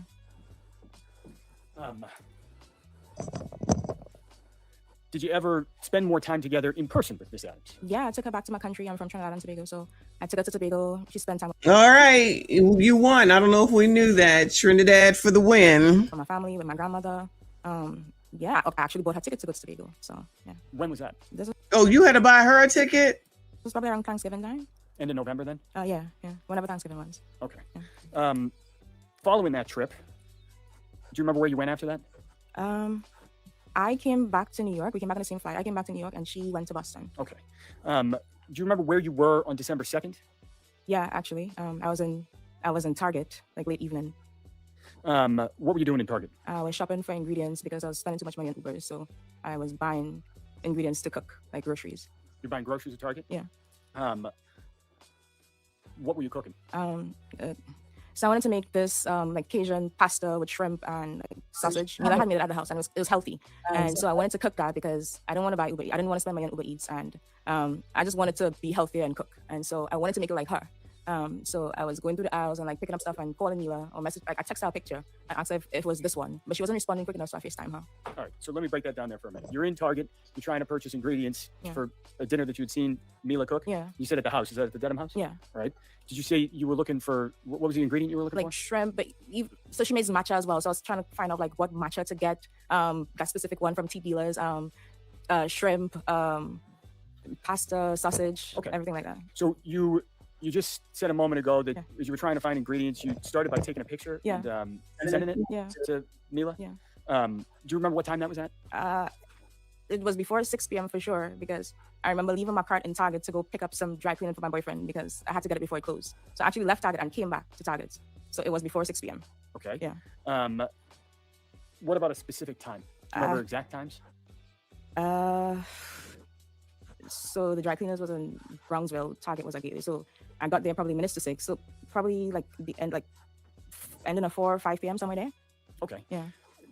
You mentioned a text message or a photograph of an ingredient you sent. Yeah. Was there any record of that? Yeah, I took a picture and sent it to her. All right. Would that have had the actual time? Yeah, and on location. the message? Yeah. Do you think taking a look at a record might refresh your recollection of what time Yeah. you sent that photograph? Did you say yes? Yes. And then Courtroom? Yeah. And I'm going to ask you to do this, Joe. Yeah. Just take a look at that photograph. Yeah, she seems annoyed. For that. Yeah. And after you've reviewed, She said, we don't do this in Trinidad. have a look at that. We ain't got time. Recollection on what time Yeah. you actually began communicating with Miss Adams when you were in the Target? Yes. And what time is that? It says 4:38 on the picture. Okay. Is Yeah. that consistent with your recollection of when you reached out to Miss Adams? Yeah. Now you said you started by texting and then you FaceTimed with Miss Adams? Yeah. What's FaceTime? A video call app on every iPhone. Uh-oh. Had you FaceTimed with Miss Adams previously? Yeah. So describe how that looks. What's happening at that point? When you're FaceTiming. Uh-oh. So I FaceTime her. I told her what I was doing. We spoke. Must be looking for bruises. Spoke about the pasta, all the ingredients I needed to get, and she was like, "Girl, I'm not going to Miami." And she said she's gonna go home to Atlanta for a couple of days. Then she's gonna come to New York. Well, she's gonna go home to Atlanta, but she's gonna stop off in New York for a couple of days. All right, let me actually stop you there. I apologize, Mr. Charles. It was Yeah. not a specific question. So you said you're in Target while this conversation is happening? Yeah. Okay. Could you see where Miss Adams was? Yeah. Where was she? She was in the kitchen. Kitchen of what? Of the denim house. And how do you know that? Because I've been there before, so I know the layout of the house. And the faucet was running, and I could see the island in the background. Okay. You just said she mentioned Miami. Did you notice anything about her face or physical appearance when you had this FaceTime call? No. I'm sorry? No. Did you see any redness, swelling? No. Was she flush? No. Was she teary-eyed? No. Were there any bruises on her? No. No. You started to talk a little bit about places she said she was going. Yeah. Did you end up actually seeing Miss Adams that day? Yeah. Because Following that conversation? Yeah. All right. She said Where was that? In New York. And she said she was stopping off in New York for a couple of days. I asked her where she was gonna stay. She said a hotel. I'm like, girl, we friends. You don't have to stay at a hotel. You can stay at my place. All right. Did you actually see her that night? Did she stay at your place? Yeah. So where'd you first see her? At the airport. What airport? LaGuardia. And what were you doing out there? Oh, this is the girl that picked her up in the car with the pictures. So she didn't see anything when she was looking at FaceTime after she allegedly was assaulted. And then when she got in front of her face, oh, they was cool. I don't be FaceTiming with nobody, y'all, except for my grandkids. I don't be FaceTiming with nobody. Who does FaceTime? It's weird. What time did you pick her up from LaGuardia Airport? She told me she was on at 11, so I got there like minutes to 11. I had to wait because I think her flight was delayed. Yeah, her flight was delayed. So I waited there for like 45 minutes.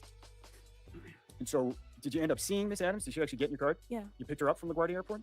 When she got in your car, did you notice anything out of the ordinary? Mm-mm. Did you notice anything about her appearance? No.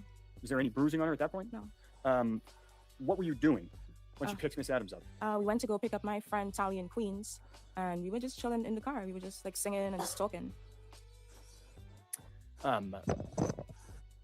Anything out of the ordinary about either Miss Adams or your friend Tolly's demeanor? No. What's your friend Tolly's name? If you know? Her name is Natalia Moses. Okay.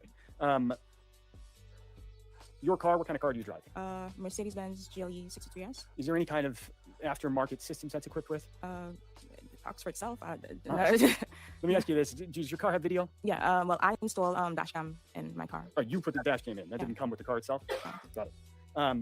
What I'm going to ask is if we could pull up video 2, I believe, from what has been marked as number 5. They said, child, you don't have to recall because we got witnesses. Put her on Spirit for that flight. This one said, I got to save money where I can. Put her on Spirit. That's funny. There she is.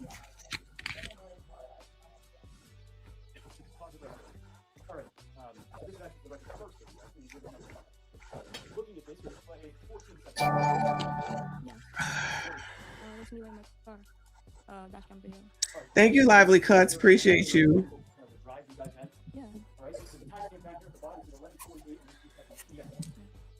Not to stay hydrated.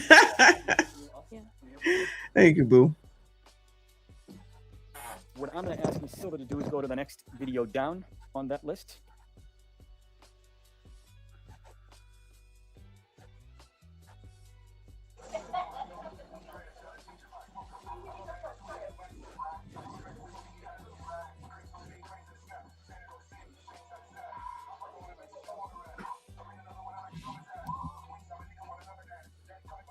I'm going to ask Ms. Silva to pause it real quick by hitting the space bar. So, look at video number 2. It looks like the time frame on the bottom says December 3rd, 24 minutes. Watching that video, what are we seeing in the video? We were listening to Cranes in the Sky by Solange, and we were just talking about what the song was about. Yeah. When you say there, we, who is we? My friend Natalia Moses and Mila Adams in the car. All right, so where we pause it, it's a little hard to see, but is your testimony Ms. Moses in the car? Yeah. Who's in the front seat here? Mila Adams. So Ms. Moses in the back seat here? Yes. Okay. What did the three of you do that night? We went to Jersey. I have a house in Jersey City, so we went to Jersey City. And what did you do? Drink, eat wings, and watch TV, just chill. All right. Did you end up staying or sleeping in Jersey City, or did you sleep somewhere else? No, I went back to my apartment in Brooklyn. Who went back to your apartment in Brooklyn? Me, Tally, and Mila. And what time do you think you got back? I estimate probably like 3, 4 a.m. in the morning. All right, so early in the morning? Yeah. That entire time span that we're talking about, there's your description of what you just did, eat, drink, have some wings, and hang out. Is that a fair description of what you did that night? Yeah. All right. Where'd you sleep that night? Thank you, Richard. Appreciate you. I slept upstairs in my bedroom. Okay. Do you remember how long Miss Adams ended up staying at your house? Probably like a week, a little over a week. All right. That night in Jersey City and back at your apartment in Brooklyn, did you have the opportunity to observe Miss Adams? Probably the morning we got up. Yeah, because we girls, so we get dressed in front of each other. So yeah, the day of. Okay. Yeah. So when you say do? dressed in front of each other, Yeah. did you actually see Miss Adams without clothes on as you were getting dressed? With a towel on. Okay. Yeah. Did you observe any bruising, redness on her neck or chest? No. Uh-oh. Did you observe anything on her face? No. Uh-oh. Ms. Silva, if we can actually play the third video. Uh-oh. Nothing. Nothing. And so I'm going to pause it right there and just ask you, so this image, is that a fair and accurate representation of how Miss Adams looked that day on December 3rd? Yeah. That video kind of depicts how she looked? Yes. Thank you, Ms. Silva. Anytime the day of December 3rd, did you notice bruising, developing, redness, any kind of physical marks on Miss Adams? No. On December 4th, 5th, 6th, did you notice any of that? No. Did Miss Adams ever tell you that she had been assaulted or strangled? No. Did she ever mention any kind of an attack? No. The hairdresser said, "Don't bring me into your bullshit." Do you remember when she left? I can't give you the exact date, but probably like somewhere between the 9th, 10th, or 11th. Either one of those dates. Okay. And after Miss Adams left, actually, let me back up. Strike that. So if she got there on December 2nd, she left on the 9th, 10th, or 11th. Is it fair to say she was down there for a week, maybe a little bit more? Yeah. All right.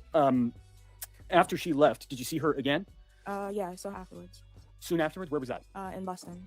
And in Boston, where were you? Where was I in Boston? Yeah. At the house in Dedham. Oh, apologies. Yeah. I understand. So you saw her again at the house in Dedham? Yeah. And when was that? Probably the 13th. Yeah, 12th or the 13th, because I had to go do his hair. Okay. What was there some sort of time-sensitive pressure about doing his hair? Because he had to leave to go to Miami, so I had to go do his hair. Yeah. Okay. The Miami trip again.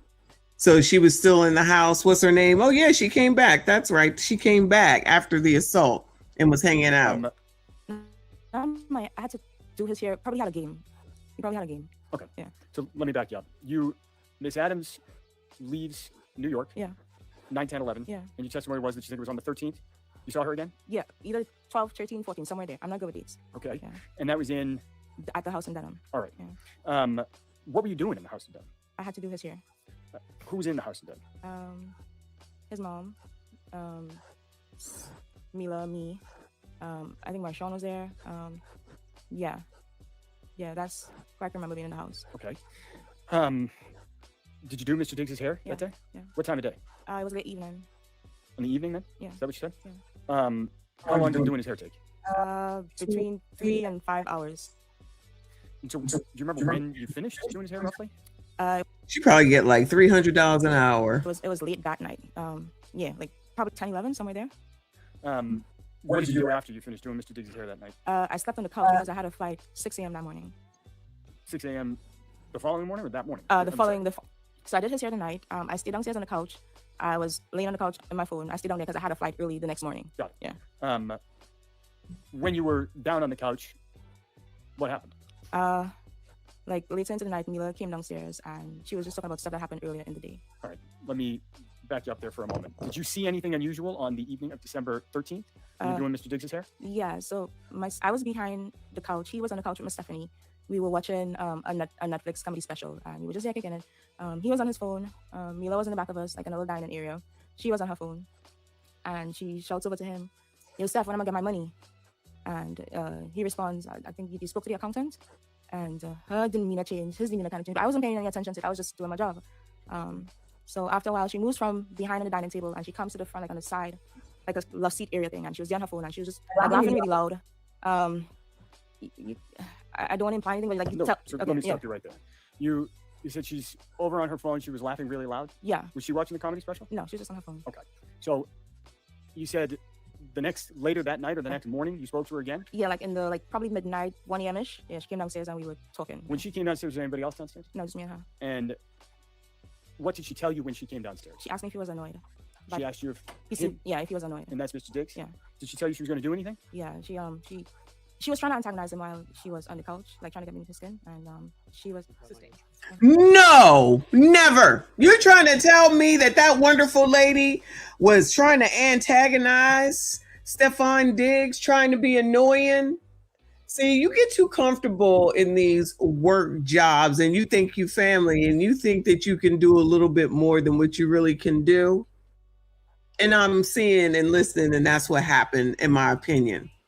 She thought she had it in there. She thought she had it in. She thought she could tell him. She thought she was like that girl. And she just was not. She was out of pocket. So let me ask you this way. Did she indicate when she came downstairs that she was going to do anything? Did she tell you she was going to take any action? Yeah, she said she's going to sue him. For what? For the money that he owes her. And like, she's going to take it to the blog. She's going to take it to the block? Blogs. Got it. Yeah. It was like an hour-long conversation, so it was a lot. So. Let me start with Oh, sorry. So, do you remember her saying that she was going to make him pay? Yeah. Do you remember her saying anything about a hostile work environment? Yeah. Let me have one moment, Your Honor. Now it's a hostile work environment, yeah. Ms. Charles. Did Ms. Adams, prior to her coming down that night, 1 a.m. and having this conversation with you, did she tell you that she'd been assaulted? She heard anything about a strangulation and assault? No. That night, when she was talking about the suing Mr. Diggs, did she say that she had been assaulted? No. I want to back up down to kind of early in your testimony. You said you had a dash camera in your car. How long have you had that? Probably a little after my birthday, which is September. So, yeah. Probably end of September, beginning of October. Okay. Why do you have that? Because people are scamming in your insurance fraud. Like they hit your car, they see you have a nice car, and they try to get money out of you. In New York, you said? Yeah. I have any further questions. Good afternoon, Ms. Charles. Afternoon. So you've been doing Mr. Diggs' hair every 2 to 3 weeks? Yeah. For how long? So I started doing his hair when he was at the Buffalo Bills, and then last year, like a little before the Met Gala last year, is when like I started doing it consistently. Okay, so for more than 1 year, you've been doing it, or? Yeah. And that's you said like a 3 to 5 hour appointment every 2 to 3 weeks. How much do you get paid when you do that? It depends on the style I do. It could range from $600 to probably $1,500. And you said that some good business, $600 to $1,500 for 3. She making more money than Miller. Just off of Stephon every 2 to 3 weeks, about $1,500. Plus, if she's doing other people, she on the come up. No wonder she got her Mercedes, whatever the hell brand it was. Sometimes you go to the games afterwards. Yeah. How many times has that happened? I went twice when I was in Dedham, once in New York, and once at the Super Bowl. And you also said that at least on one occasion you slept over his house. Did you sleep over his house often, or? No. When did you meet Ms. Adams? Probably August, September. So at the time when she went to New York, you'd known her for 2-3 months, something like that? Probably, yeah. And you'd known him for over a year? Yeah. And you'd seen him every 2 to 3 weeks for 3 to 5 hours? Yeah. So it's fair to say you knew him better than you knew her? No, because we have a client service provider relationship. So I wouldn't say that's subjective. When you're doing his hair, Keeping it professional, it sounds like. do you talk to him? I keep it professional. So just how's the game, stuff like that, nothing in his personal life.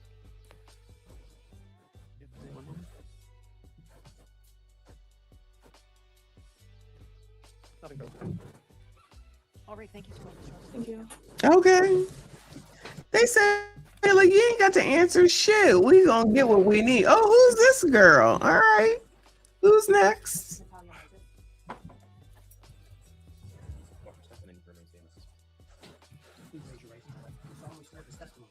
A lot of ass around this man. Security. Good afternoon, Ms. Moses. Good afternoon. Can you state your name and spell your last name for the record, please? Sure, my name is Natalia Moses, M-O-S-E-S. All right, and I'll just ask you to keep your voice up a little bit so that everyone in the court can hear. Sure. Do you also go by a nickname? Yes, Tali. Tali is your nickname? Yes. All right. Where do you live? I live in Brooklyn, New York, and I've just moved. I live in Florida. I go between Brooklyn and Florida as I have a business in Florida as well. Okay. And Tether. what do you do for a living? I'm a hairstylist. Do you work for any particular salon or on your own? No, I have my own business. Okay. Do you know Shy Charles? I do. How do you know Shy? Shy and I met in 2018. I started off being her assistant, her braiding assistant. Okay. Do you still work with Shy? No. All right. What about Stephon Diggs? Do you know Stephon Diggs? No, not personally. Have you ever met Stephon Diggs? No. Is Stephon Diggs a client of yours? No. Okay. Do you know Mila Adams? I do. How do you know Mila? I know Mila through Shy. Okay. When is the first? Have you ever met Ms. Adams? I have. When is the first time you met her? I want to say December 2nd into December 3rd. Around that time, that was the first time I met her in person, but I would have spoken to her on the phone on multiple occasions before. Okay. And did you talk to her, just the two of you, before December 2nd? No, not just the two of us. We would always speak with Shy in the middle, so it would always be on Shy's phone. So I never spoke to her one-on-one prior to December 2nd. I see. Okay. So Shy and Ms. Adams had a relationship. That's correct. And then sometime, and you and Shy have a relationship. That's correct. And sometimes the three of you would talk. That's correct. Understood. And were these calls professional calls, business calls, personal calls? Personal calls. Okay. All right. So what were the circumstances under which you met Ms. Adams on December 2nd? So she said she was passing through to New York, and Shy told her, well, she could stay at her house. I just came from Atlanta because I had a job in Atlanta, and Shy told me that she would pick me up as we were coming in from the same airport. I, however, came in before Ms. Adams, so I went to my family's house, and Shy picked me up from there with Ms. Adams in the car. Okay. And where was your family's house? In Queens. All right. And that was the first time you met Ms. Adams? In person, In yes. person. Mhm. Okay. Now, I take it you had been in Shy's car before? That's correct. All right. And can you describe her car, the outside of it? It's a white AMG. Okay. And can you just describe the inside Oh, AMG, my favorite, y'all. My favorite. of her car? She has a red interior. All right. Does she have any recording devices in her car? Yeah, she has a dash cam in her car. All right. And can you describe? So you got Shy doing the damn thing, this girl doing the damn thing. The only one that got problems is Mila. The only one that's got problems is Mila. The only one with attitude. The only one running off at the mouth because she was like, I'm going to tell my sisters what I'm going to do. And I know they got me. And they said, girl, we got businesses. We got shit to lose because we're not going to be on daggone TV talking about we can't afford an Uber. We're going to get this money and do it the right way. Describe what that dash cam looks like. It's a rectangular shape. She has it on the top of the windshield.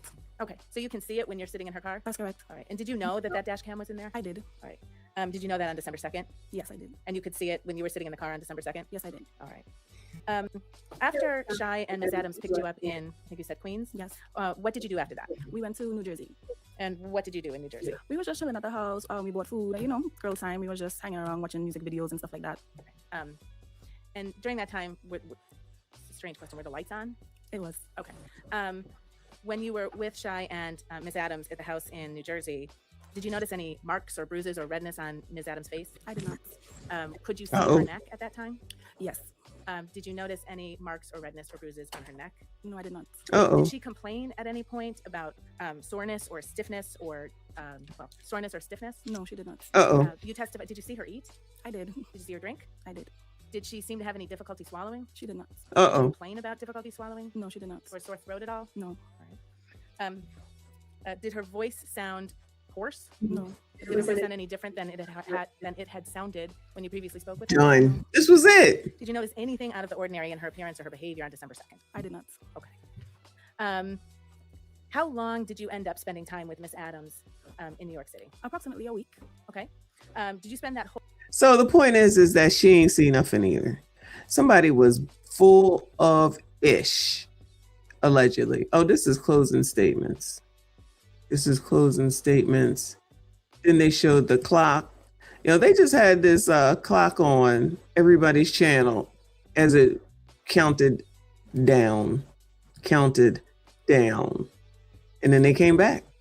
And this is the verdict. And third, that the touching was either likely to cause bodily harm to Mila Adams or was offensive. To prove the first element, the Commonwealth must prove the defendant touched Mila Adams. A touching is any physical contact, however slight.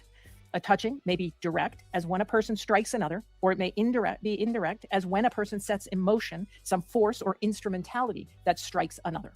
To prove the second element, the Commonwealth intended that is third element, offensive. A touching is offensive when it is without consent. To prove the defendant guilty of this offense, the Commonwealth must prove three things beyond a reasonable doubt. First, that the defendant intentionally applied pressure on the throat or neck of Mila Adams. Second, that the pressure was substantial. And third, that the pressure interfered with the normal breathing or circulation of blood of Mila Adams. To prove the first element, the Commonwealth must prove beyond a reasonable doubt that the defendant intentionally applied pressure on the throat or neck of Mila Adams. The Commonwealth must prove that the defendant consciously and deliberately intended the touching to occur and that it was not merely accidental or negligent. You may examine any evidence regarding the defendant's actions or words and all the surrounding circumstances to determine whether the defendant intended to apply pressure to the throat of or neck of Mila Adams. To prove the second element, the Commonwealth must prove beyond a reasonable doubt that the pressure was substantial. You may consider evidence, if any, about how, where, when, and for what duration the pressure was applied, as well as any evidence of its effect or impact on Mila Adams. To prove the third element, the Commonwealth must prove beyond a reasonable doubt that the pressure that was applied interfered with the normal breathing or circulation of blood of Mila Adams. If the Commonwealth has proven all three elements beyond a reasonable doubt, you should return a verdict of guilty. If the Commonwealth has failed to prove one or more of the elements beyond a reasonable doubt, you must find the defendant not guilty. With that, I will send you back to your deliberations. All rise, jurors can step down. Oh, they had to go back. Oh, yeah, look at the clock. It still wasn't much longer, though. All right, while the clock counts down, let me go ahead and shout out Reaper, of course, as always. Shout out to you, Boo. 20 memberships. Thank you so much, as always.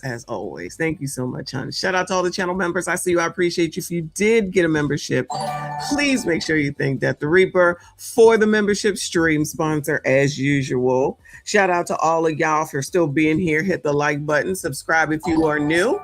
This is almost over, but you know I got more stuff for y'all. But this is almost over. This is the countdown.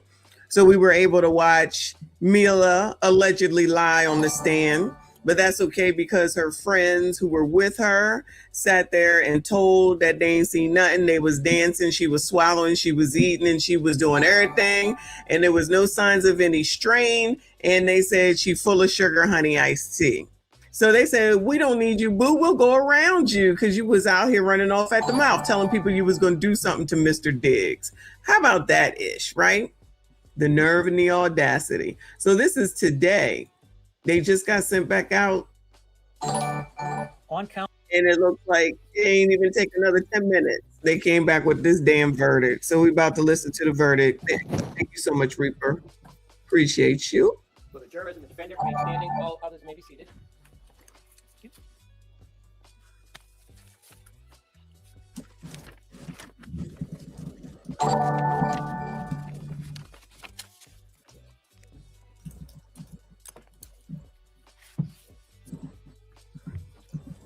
Madam Forelady, has your jury agreed upon a verdict? Yes. On count one, strangulation or suffocation, what is your verdict? Guilty or not guilty? Not guilty. On count two, the charge of assault and battery, what is your verdict? Guilty or not guilty? Not guilty. Madam Forelady, members of the jury, hearken to your verdict as the court has recorded it. Upon your oath, you say that the defendant is not guilty of the count of strangulation or suffocation and not guilty of the count of assault and battery. So say you, Madam Forelady? Yes. So say all members of the jury? Yes.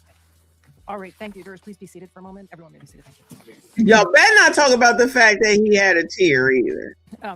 Jurors, I told you Yeah. during this trial and in my instructions that the verdict was your responsibility and your responsibility alone. Jurors, I want to thank each of you for your careful attention and your service throughout this trial. This case has involved a height and the law as a I recognize that serving as a juror in any case, the court is grateful for the seriousness and integrity to discuss the case with others if you're members of the media. If you are approached, you may simply decline, whether or not to speak. It's over. And that is the end of that. Now, the question is, does she get charged with anything? Does he bring suit against her? Or does she just get to ride off into the sunset like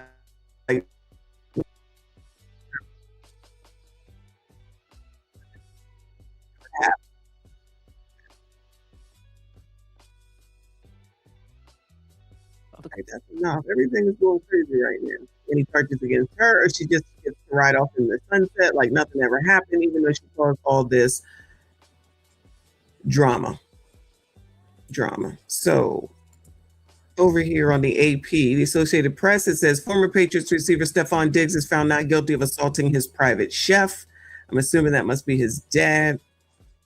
Stephon Diggs was found not guilty Tuesday of assaulting his chef in a case marked by conflicting accounts of what happened inside his home after disputes over money in their relationship. His trial lasted 2 days and the jury deliberated for less than 2 hours.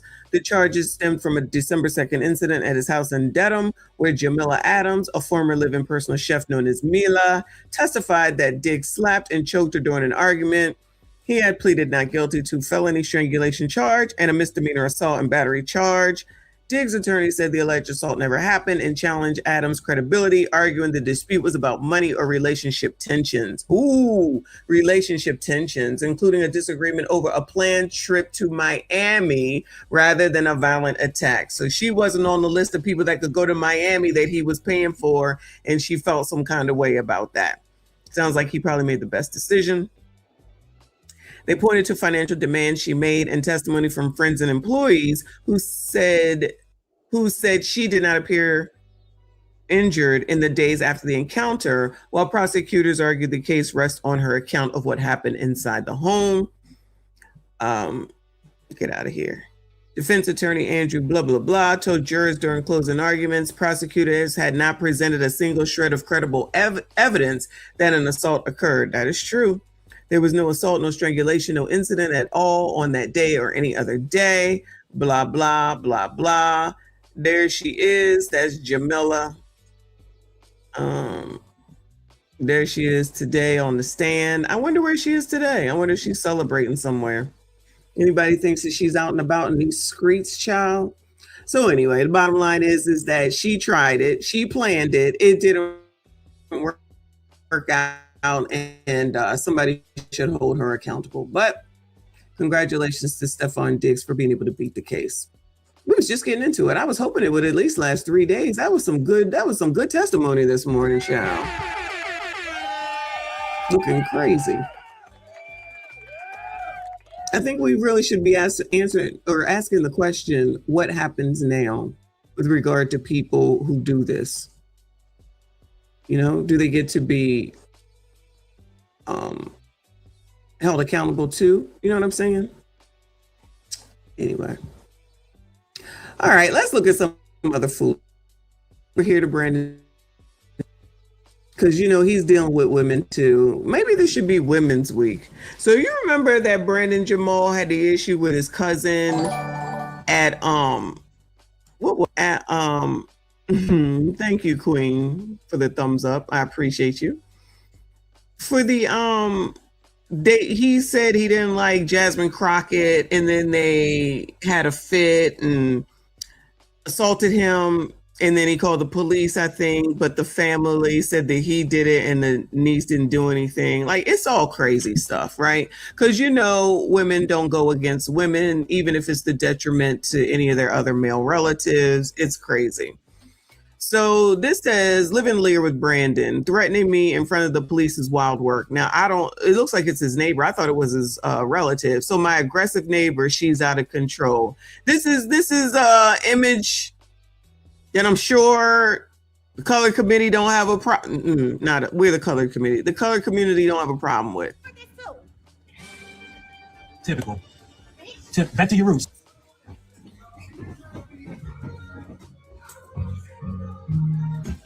And here are the police. Yeah, I'm gonna keep it hot. Keep it hot. Knock the fuck about your ass, bitch. This is going right to the property manager. This is going right to the property manager. Typical. You want the same program as me? How much your rent is? I don't have a program. I don't have a program. Program? How broke are you? A program? A program? Look at the car you're literally in. And you're a former stripper who drives a school bus. Say what? I will beat your ass. You heard what the fuck I said. Thank you very much. I'm calling the police right now. Tell him stop recording.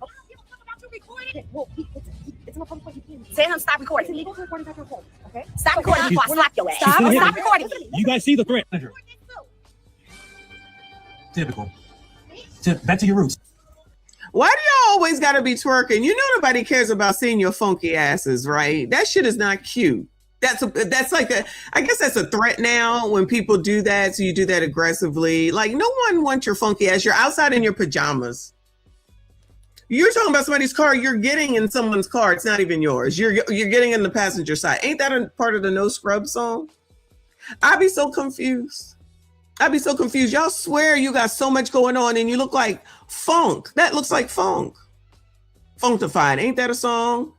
You be looking funkified most of the time. And then you're so fucking aggressive. This goes along with, I think we were talking about somebody earlier today or yesterday, where you out here trying to act like you're going to fight a man and that you're going to win. Like y'all sound crazy. Like there's not a difference between a man and a woman. Just because you're mad and have no self-control. And this is why y'all have issues. Yeah, if it don't apply, let it fly. If it's you, then I'm talking to you. This is why you got issues. You do not run the world. You're not in charge of everything and anything except for your damn self. When is that going to be learned? When are y'all going to learn that?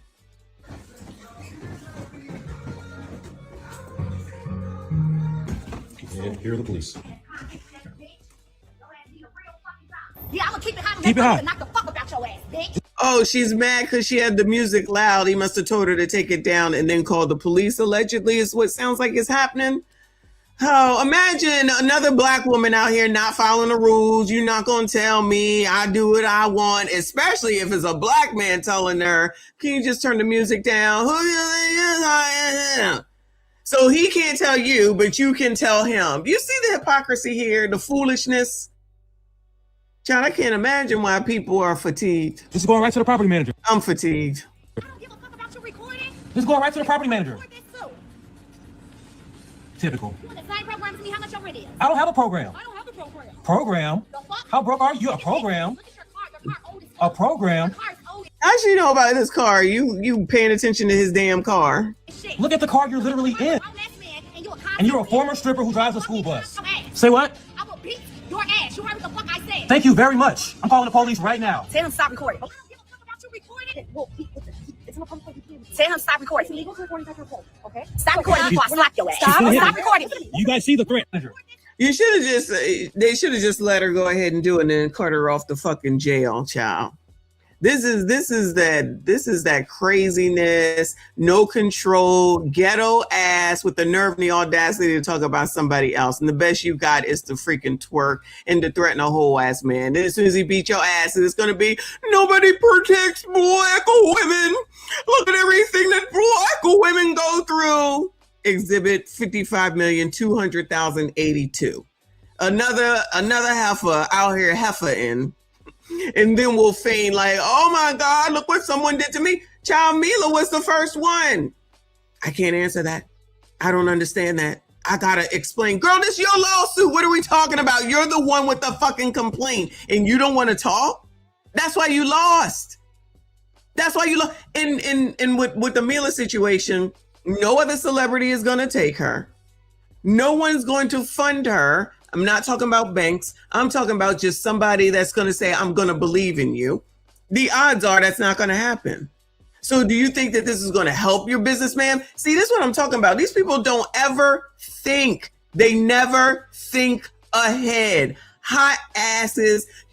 Could she have gone to the accountant lady and directly instead of attacking Stephon, but because she was sleeping with him allegedly, and because she was in the house with him, he's a fool for that. She thought that she had this carte blanche to be able to say what she wanted and talk to him any old way. If you're talking about money, then your ass should have went to the accountant woman. Clearly she got a handle of it all. She got a handle of it all. You think he in there writing checks? No. No. Go to the source where the money comes from.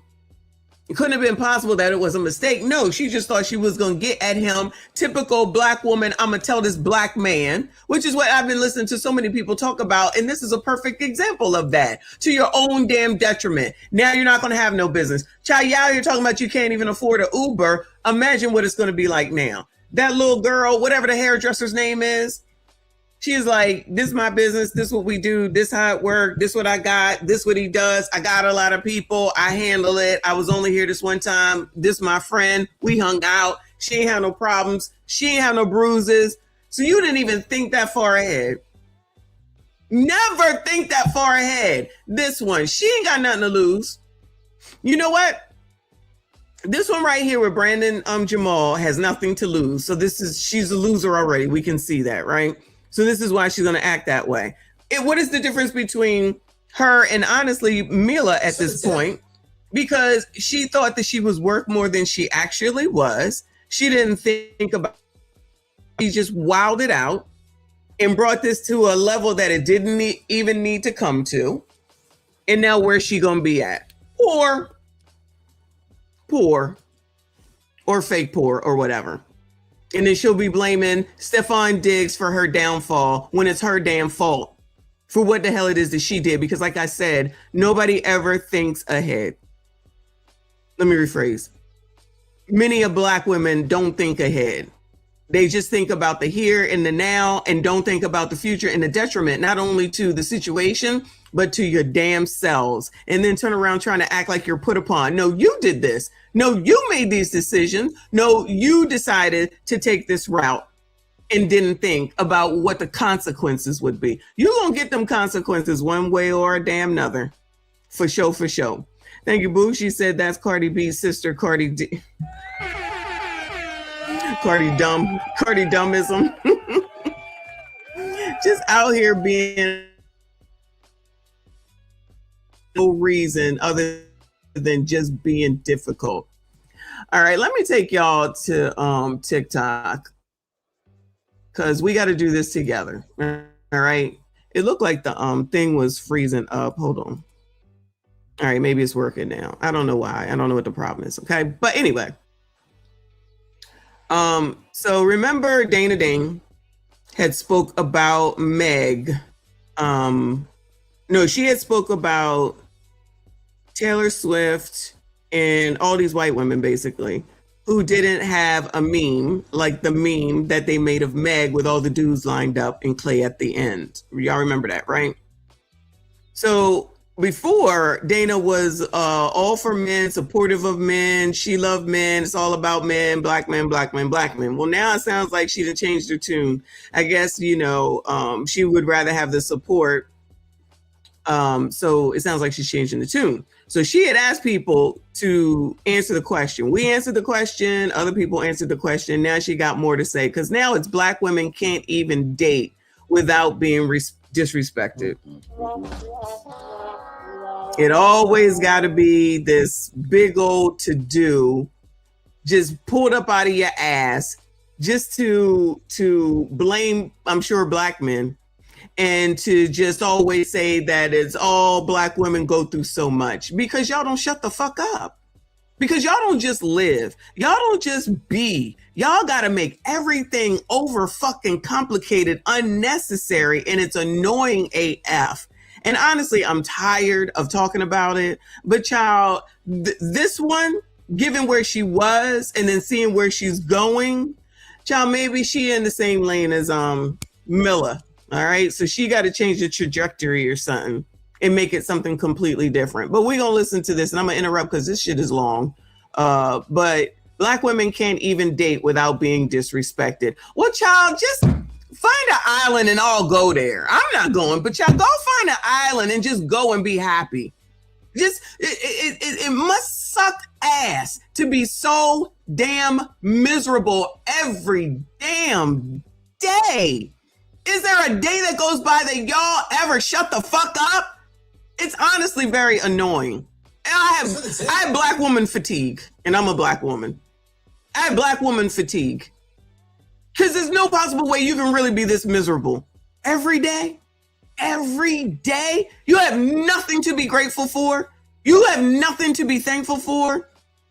That you got to bring this shit to the internet to drag all of us into it? It says Black women. That means it would include me, even though it don't include me.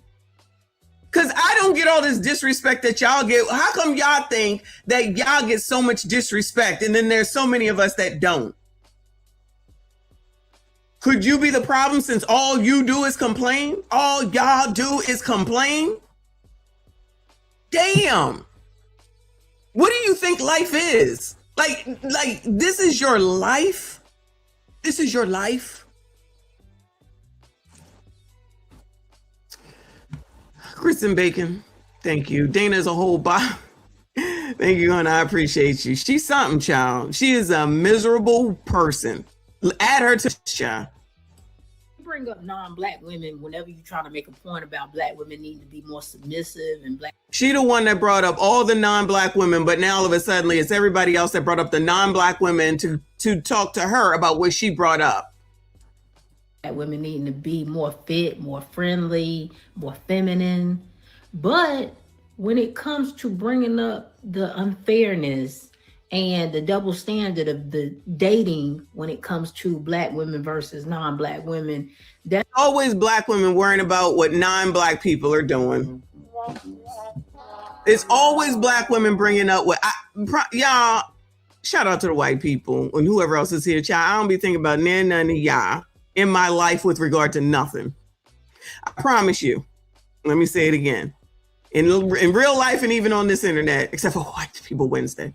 Y'all, I don't be thinking about y'all and what you doing and compare myself to y'all. These Black women always comparing themselves to white women, and I don't even know why. I don't understand it because I don't do it because I don't give a fuck.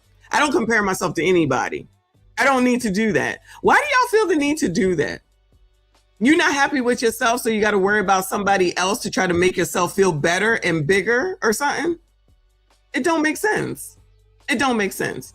Child, you can't even date without thinking of white people. You can't even work without thinking about white people.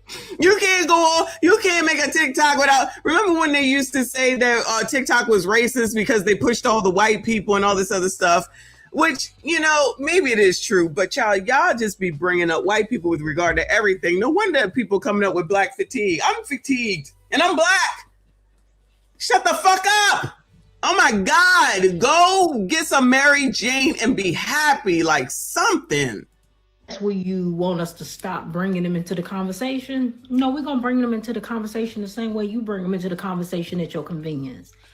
Yeah, I'm the one that brought this up and brought the white people in it, and you all answered me talking about said white people, and now I'm offended. So now I got to talk about y'all always bringing white people into the conversation. Childish. Who started this conversation, y'all? Bueller? Who started this conversation bringing white people into it? Now it's a problem because people are answering the question talking about white people, child. You can't make it up. Gentlemen, that's why CBM. And this girl don't even date, right? Because I got a huge problem, and this is way past Megan Thee Stallion, way past her. Because this whole thing at this point upset me so much, I just had to take the day off from even making content. Somebody's response made her have to take the day off from making content. Is she an influencer, I guess? She was so upset. Oh my God, over dating. I thought this girl didn't date, y'all. Why is she upset over dating when she don't even date? Exactly, Didi. But white people do it too. But white people do it too. Exhausting. Because the more I sat on it, the more upset I got. The more videos I seen of men trying to debunk what I said by bringing up these charts of men. You mean they're answering the question that you put out there? You mean you made yourself upset by asking a question and now you didn't like the answer, so now you mad, so you got to double and triple down and make it worse. So it's typical bullshit, typical Black woman bullshit. I don't like what I heard, so now I got to make it worse. Maybe it's to be more viral or something. I don't know what the reason is. But it's crazy. It's dummism. It's definitely dummism to your own fucking detriment. For what? For what? You ain't changing nobody's mind about the shit. Megan Thee Stallion is a whore. She said so her damn self. Her stats are her stats. Ariana's stats. You know who somebody else brought up too was J-Lo. Because child, if J-Lo ain't got no stats, then nobody does. She got more rings than probably who? What is the Patriots? Maybe not Tom Brady. That's a bit too far. But she got a lot of damn rings. She can find a man. She ain't out here complaining, and she break up with more people than a little bit. J-Lo break up with more people than a little bit, and she ain't even out here complaining. This heifer don't even date, and she complaining about dating. Make it make sense, Bueller. Oh yeah, she a Black woman, so she gotta cause chaos. And that Taylor Swift dated. Now be very clear. The verbiage in which dated and slept with is very important. Bringing up a chart of men that you're saying that this woman dated versus a lineup of men that are having. So now let's change what the hell it is that she says. So now we got to be specific about sleeping with as opposed to dated. Child, everybody here is grown. Dated, slept with, they fucking. Okay? Let's not act stupid with a capital S-T-U-P-I-D. Dating, fucking, they're having sex. Okay? All of them. Anyone think that that's not true, Bueller? Anybody think that that's not true, Bueller? I'm talking about all of them. Jennifer, Taylor, Ariana, Meg, Kim. So we gonna act stupid and act like now we want to change the child. These people in the wording, child, I can't take it. I can't take it. Yeah, I don't like the response, so now I'm gonna make it even worse because I ain't got nothing else better to do but to be chaotic and difficult. So now it's about having slept with somebody. Do we think does anybody think Taylor Swift is a virgin, Bueller? I got a question. Anybody think Taylor Swift is a virgin, Bueller? Anyone think that Ariana Grande, who was with Big Sean, who ain't that big, y'all? He look like he's short. Anybody think that Ariana Grande is a virgin, Bueller? Yo, her love died. What was that dude name? The white boy that died. That was her love. I forget what he died from. Maybe it was D-R-U-G. I forget.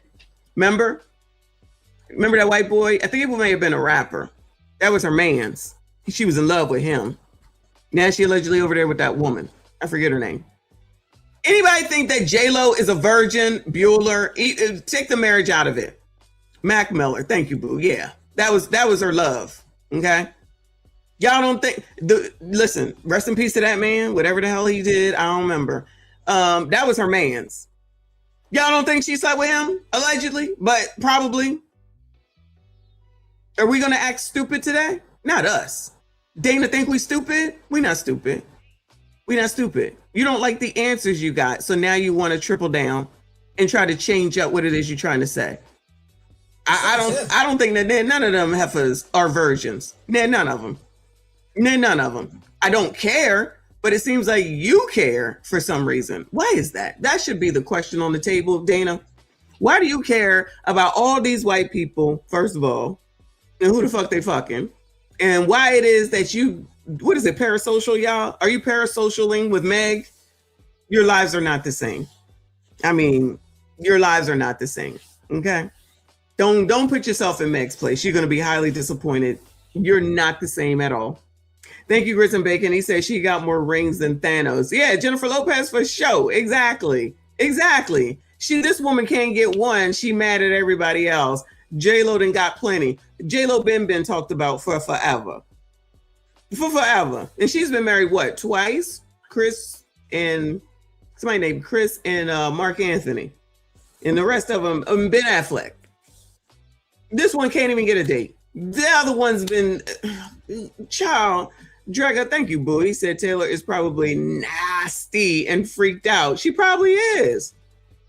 She probably is, honestly. He OD. Okay, I thought that's what it was. Thank you, boo. Yep. But she loved that dude. She really loved that dude. I think she really loved Big Sean too. But we gonna now try to differentiate it because now she all of a sudden cutting for black women and cutting for Meg Thee Stallion, a woman whose words we read of her song. There's some whores in this house. There's some whores in this house. Now everybody want to change history. Now people want to change history because it's Meg Thee Stallion. Child, this conversation should be over by now. She just made this 12 hours ago, so earlier today. Sex with Megan Thee Stallion, totally different. And even if we wanted to take it a step further and we wanted to bring Miss Lori Harvey into the conversation, because this is a woman who is extremely classy, well put together woman. You ain't never. Lori Harvey is an extremely classy, put together woman. This is what I say about Lori Harvey, right? She's a beautiful woman. She's a model. She's very feminine. She clearly, at least she's not out here twerking, and she's quiet, and she's definitely dating. Now, I know y'all feel some kind of way about Lori Harvey. Fine, whatever. But we're going to do the same thing with her as anyone else. So all these people she dating, are we supposed to think that she ain't fucking either? So with her mother, and yes, I'm saying her mother and her history. So we supposed to act like she didn't learn nothing from her mama? Is that what we saying? Is that what we saying? So she's out here. Y'all the ones always talking about having a whole life. I'm gonna toss Dana in there. Always sitting up there talking about having a whole life. You need to have a whole life. So now when someone, see, this is black stuff. This is black stuff. I don't know why she's taking. Remember that show with Light Bright and the big woman? I think it's Talk to Black Women or something like that. You Light Bright from Crown. Y'all remember her, right? And all she talk about is all the sexual stuff that she does. See, these people act like we don't listen. These people act like we don't see. Not only did Light Bright talk about all her sexual escapades on Crown, then she comes over on that Talk to Black Women show, start talking about the same damn thing. That's all they basically talk about is fucking. So when people say that black women are over-sexualized, y'all help the narrative. Because you do and support shit like that. Yeah, sis. Yeah, I agree, sis.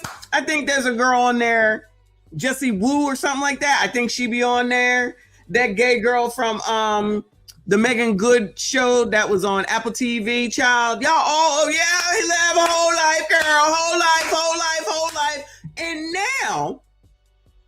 And now y'all want to act like, oh, everybody's a virgin. Everybody's innocent.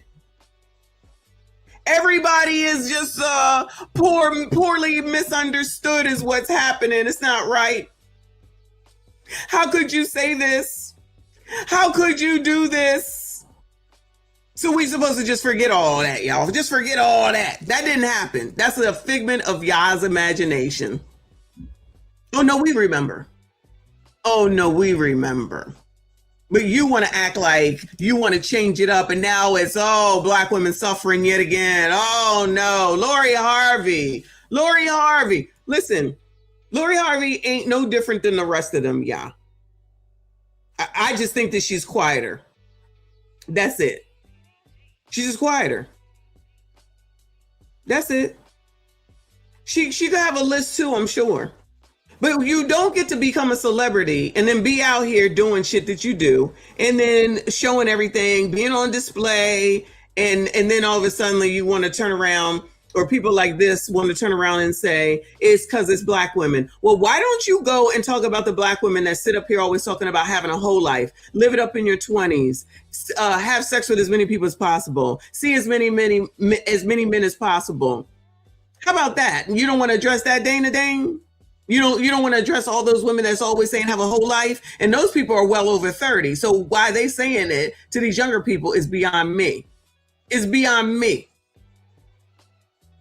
But Dana don't want to see all that. She just want to bring white people into the conversation because that's all they do to try to absolve their bullshit. Girl, please. Seen her online twerking. You ain't never seen her singing, talking about anything provocative.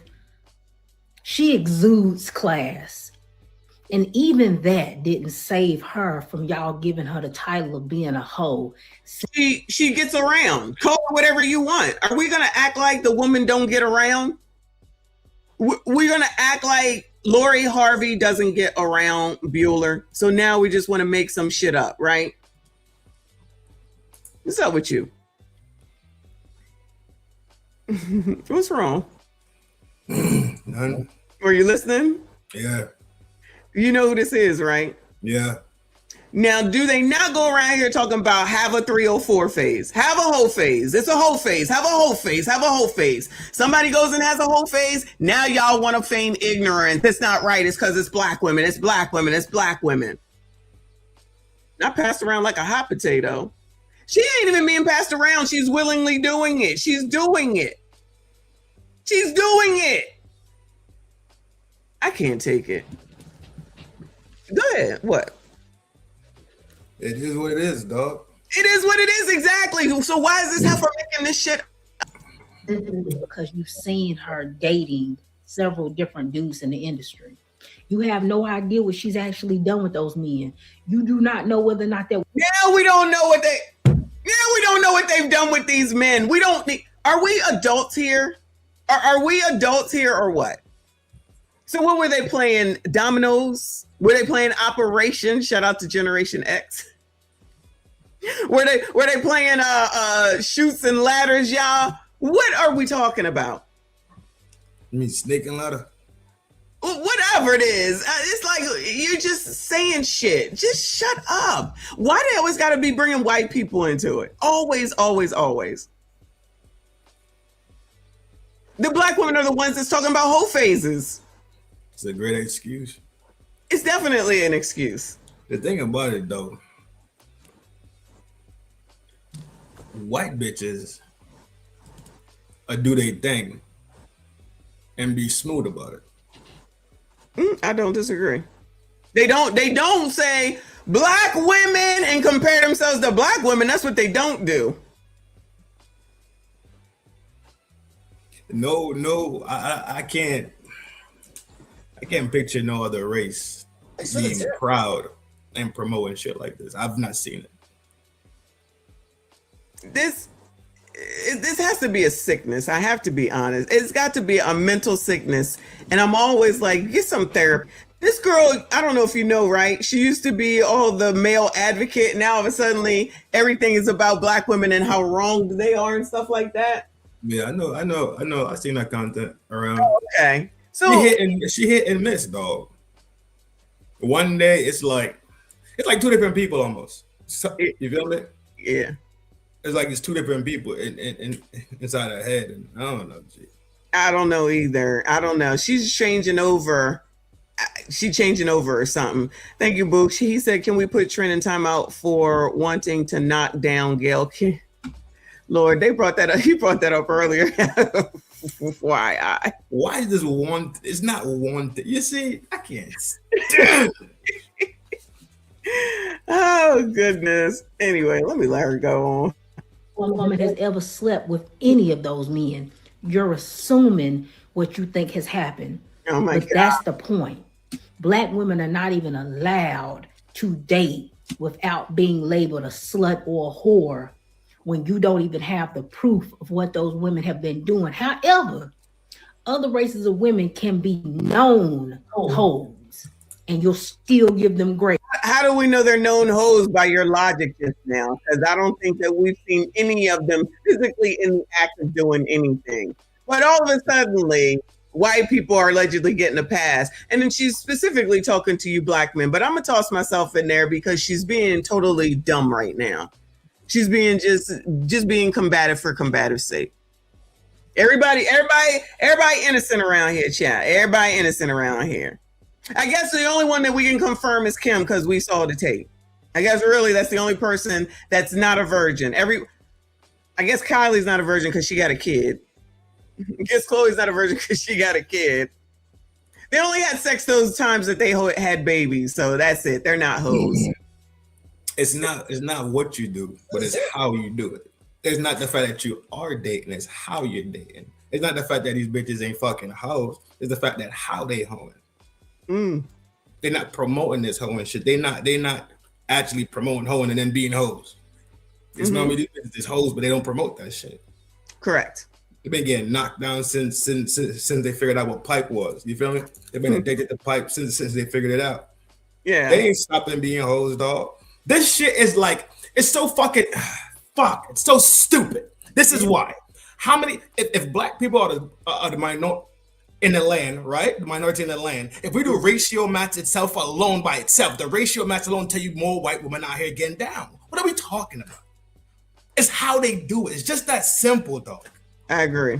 Fuck. I agree because they don't be saying comparing themselves to black people, but black people always comparing themselves to white people.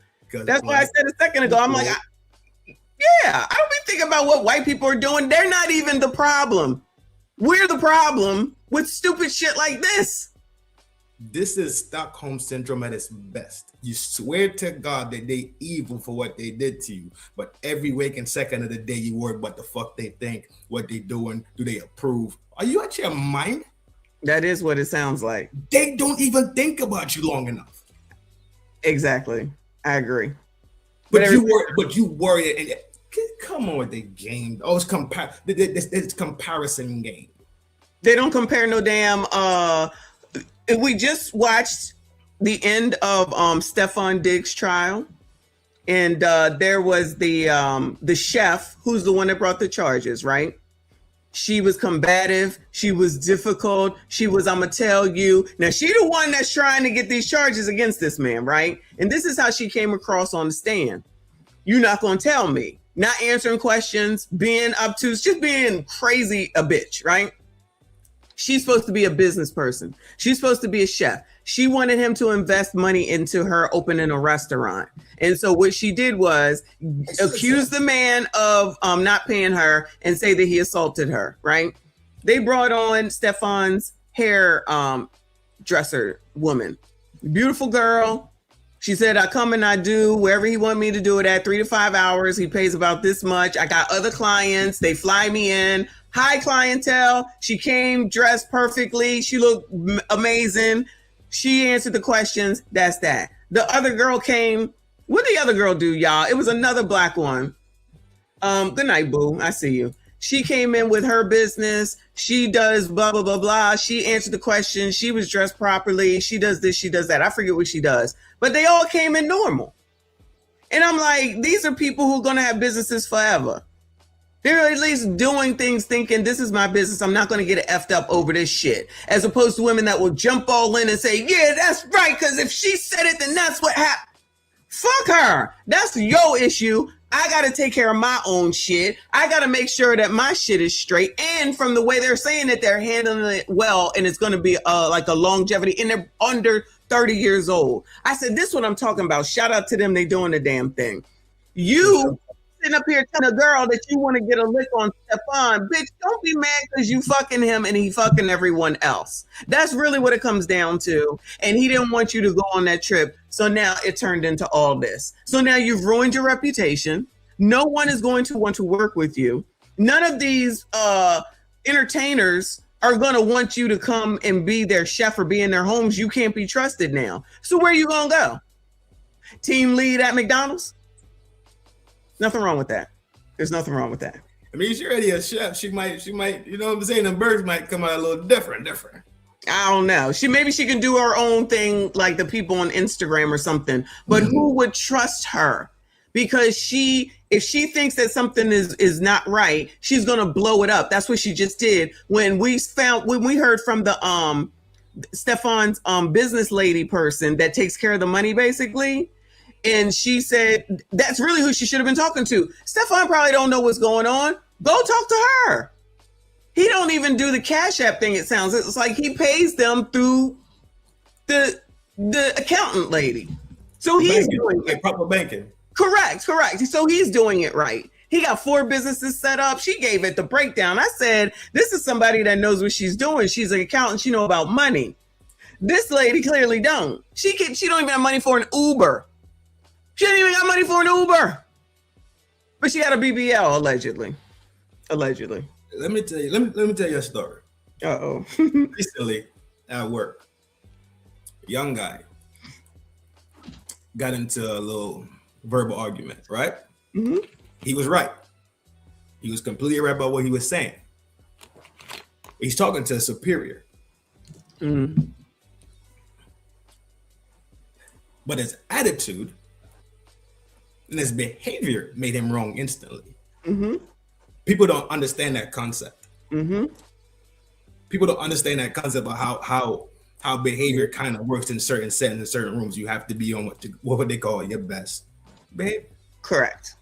And it's just that simple. I was like, I mean, I spoke to him afterwards and I explained it to him, regardless if you're right or wrong, your demeanor alone gives justification, right? Gives boosters, or it could take away from what you're saying. You always wanted to lend it to what you're saying and not take away from what you're actually saying. Your demeanor. And he was right. It just he still got to go eat crow. You see what I'm saying? Is it you get more something with honey? Yeah. Flies. Yeah, pretty much. Yeah, pretty much that. Yeah, in a sense, yeah. You know, however that saying goes. Pretty much that, but behavior says a lot, man. Demeanor says a lot. Presentation, just in the outfit alone. Yes. Right. Yeah. Agree. And you say we listen and we don't judge. Well, I think y'all some fools. Straight. I agree. You're supposed to judge. I judge all the time. Yeah. Judgment is a part of discernment. So. No, they don't want to do that. No. Let me acknowledge Jay. Thank you, Boo. Dana cries herself to sleep eating Dino Nuggies. So silly. You know, that's chicken nuggets, ain't it? But it's in the shape of dinosaurs. Yeah. Some of my grandkids would eat. Who said that? Alien? Yes. Shout out to RBN. Thank you, Boo. I appreciate you. He says, is Reaper still here? Shout out to Reaper, show sponsor, of course. Leslie Jones did a TikTok at midnight in the pool, and I swear I saw Trent floating in the background, sipping on a margarita. Hashtag took one for the team. Trent, a real ninja. Hey, what the fuck, Jay? Leslie, yes, motherfucker tweaking, bro. What up? Oh, let me let her finish. They can still get married. They can still be desirable. They can still get high earning 6-figure men. They still deserve top 1% men.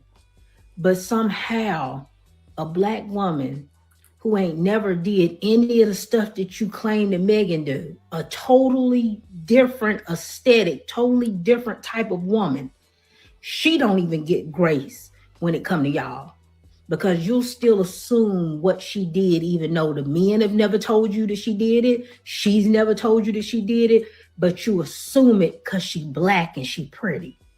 Because she's an attractive black woman, there's no way she could be associated, be seen in pictures, go on dates with these men and not have had sex with them. That's just impossible. And that's what I don't like. I don't like that. I don't like that at all. So you bring up non-black women. What is that? She's talking about Meg, man. She's referring to all black celebrities now. They don't get a pass like the white ones do. So the white ones can go be with whoever, and nobody talks about them. It's only the beautiful black women that get talked about and don't deserve.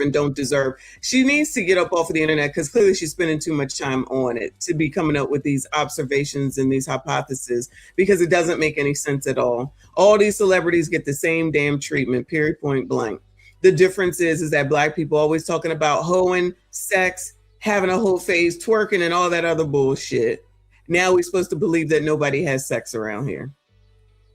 And even if they do, who cares? It doesn't stop Kim. She got married and everybody knew what she was doing. It didn't stop Chloe. She was married. It didn't stop J-Lo, who's been married and had many a men, And many of people have talked about J-Lo. Taylor Swift, many of people have talked about her. She's now engaged. She's a billionaire settling for a millionaire. That's the other thing. Taylor Swift is settling, in case you didn't know. And so is Rihanna. Rihanna's settling as well. Because instead... Go ahead. Some people don't need to have internet. I've been saying that for a long time and I mean it. Some people don't need internet. No, I agree with you. Don't need the internet. I agree with you. Nah, some people, it should be an IQ test for you to get internet. I don't disagree. You should be able to pass a civics class, geography class, basic maths, and have a sturdy IQ and a fucking psyche valve too. I agree. These people are just talking because they feel like God gave them extra oxygen that day. Mm-hmm. If God had a limit on oxygen for you, let's say God had a limit for words for your entire life, and you knew it. You see that it's just running. What do you think people would do? They think they just no. Women would still run off at the mouth and just be dropping like flies. Yeah, and just run out. Yes, they can't help it. I'm telling you, they can't help it. A whole lot of teenagers messing around. But it's like it doesn't matter. It's always something that has to be commented on with no type of reasoning that makes any sense whatsoever. Right. And I'm gonna say it again for the umpteenth time is that white women don't go and comparing themselves to black women. Now I know they'll say that's because of racism. It's because they don't give a damn. So when will y'all not give a damn? Why don't you get black women to stop talking about whole phases and clapping it up for twerking and all of this sexualized stuff, so that when people say, oh, black women are over sexualized, y'all don't get mad about that and say, oh, y'all don't say that about white people, because y'all the only ones thinking about white people. We ain't thinking about white people, especially as racist as they are. Why would you compare yourself to something that's behind you if you're looking for betterment? Compare yourself to the thing that's ahead of you. I don't disagree with you. White people ain't fucking looking backwards to say, well, Shaniqua and Shay Shay did. No, you know who they compare themselves to? Asian women. Yeah. But they still ain't out here saying, oh, well, we compare ourselves like out loud all the time. Yeah, exactly. That's what I'm saying. Because these bitches can't shut the entire fuck up. That's the problem. That's why nobody worried. Because you would tell the enemy to plan and they try to execute it. Like everything. Exactly. I'll be here at 3 p.m. Exactly. I agree. Yes. Giving up all the tape. Can't hold water for nothing, but swear they know everything. That's why the girl just lost today. Her bad attitude. She telling people her plan. She told these people they didn't need her testimony, Trim, because she told these people. Now, mind you, it could be hearsay, but nobody objected and said hearsay. They said, "Oh, we got pictures. Oh, we got video. Oh, you don't want to talk? Your friends are talking." Because they value their relationship and their business. And they're not going to do this sisterhood shit with you because they need to move forward with their lives and you're not worth it. Of course not. That's what I think anyway. Of course not. Grits and Bacon, thank you, Boo. He said all these birds are crashing out over Meg the 304. The sisterhood is lost. Child, been lost. That's a wild ass name. Been lost. Child. Just her with this is just crazy. But anyway, let me move on. Let's move on. Let's go to tonight's conversation. Hold on, let me get my favorite. Did I change it? No. What? Do you know if they're not married? She doesn't date, Trent. She hasn't dated in 10 years, she said. But she got a kid. I don't know. Do y'all know? I never heard that she had a kid. Not sure. I'm not sure. I'm just asking. I'm not sure. Yeah, I don't think she has a kid, but she said she hasn't dated in 10 years because then she said that whether you're a hoe or whether you're a hoe or whether you're the good girl, you get the same men and none of them are any good. We went over that. We got it from P's World. It's crazy. So if you come into the game as a loser, then all right, got it, track it, copy. It's loser mindsets like that, bro. You gotta love them. Yeah, it's something for sure. You gotta love them. All right, y'all, we got another tonight's conversation. This one says 10 years together and he gives her a promise ring. Is that disrespectful? 10 years together, y'all, and he gives her a promise ring. And she does not look like she's under 30. Allegedly. I could be wrong. I don't think I am, but I could be wrong. But I don't think I am. After 10 years. Is respect. Hell no. Promise what? To keep wasting your time. I promise you got me up. Promise you 10 more years. Hold on. And you know why is promising after 10 years? Is because he ain't doing that right now. I'm asking for a friend. Okay. Listen, can I please? I want you to tell your friend, look her directly in the face. After 10 years of being with her, crazy. Oh, come to the front. Show me the ring, Pop. Come on, bring it up here. I better be carrying. Start on him. Oh, yeah. Start on him. Hey, put that start up. Can you just tell me what the he was promising? So how it came about was I said, hey, you know, we don't never do nothing for Valentine's Day. Why don't you do something for me? I never asked for symbolism. I was cool with us. We went out to dinner. He bought me some roses. It was good. We got back to the house and he was like, here, this is for you. He handed me a bag. He said, here? He said, hey, take this file. He didn't explain neither. He wrote a note of something that said, I promised something, but I didn't read it. I blocked out. So I slept on what I was going to respond, how I was going to respond to it. So the next day I did, and he told me I was ungrateful. Hey, can I please? Wait. So we got millennials in the audience, right? Y'all remember that song with Tiffany Evans and Ciara called Promise Ring? That came on 106 in Park? We were 16 years old, miss.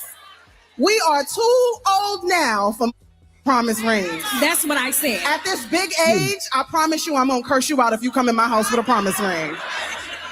I'm glad you gave that back, and you need to be figuring out how to make sure that relationship stops at 10 years and don't turn them 10 years into 20s because you think he's gonna marry you one day.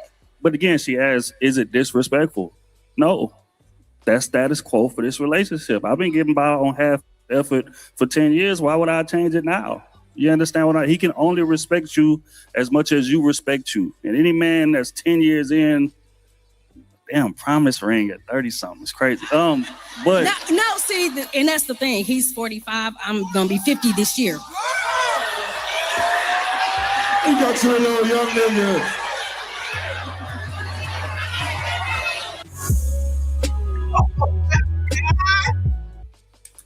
These are the best. Oh my God. They saved that for the end for show. What you think? Is it disrespectful? No, the whole thing, just in general. They got a good show. I got an echo. Why am I echoing? Oh, I don't know. Do y'all hear echo? I didn't hear. I don't have a headphone on though. Yo. I hear you. All right. It's fine to me.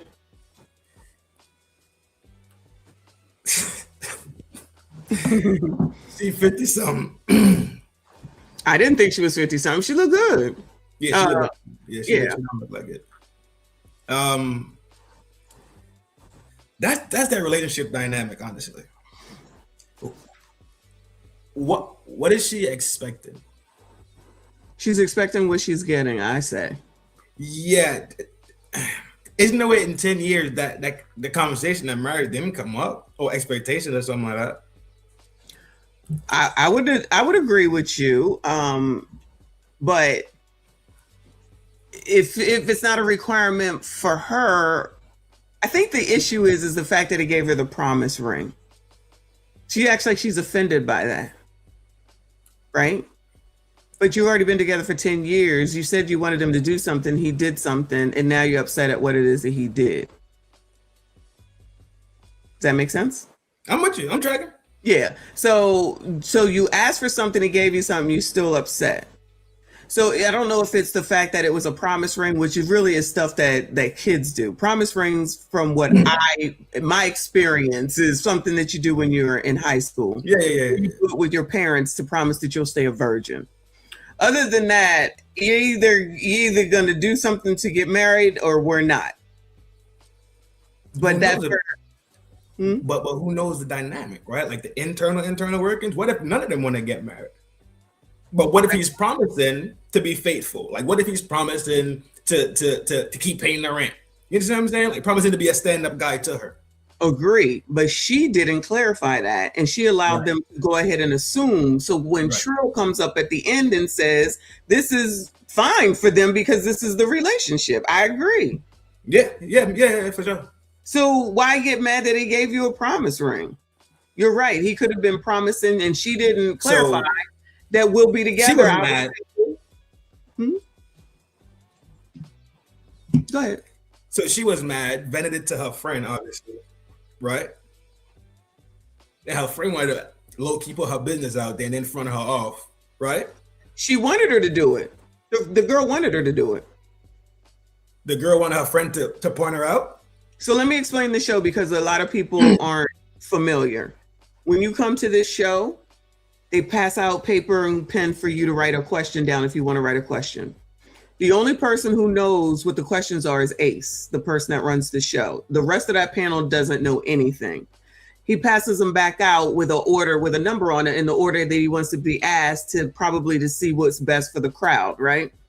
So when they call your number, you come up. So they wrote that question. The friend knew that she was asking that question. She just didn't want to be the one to go up there and ask it. That's why she sent the friend to do it.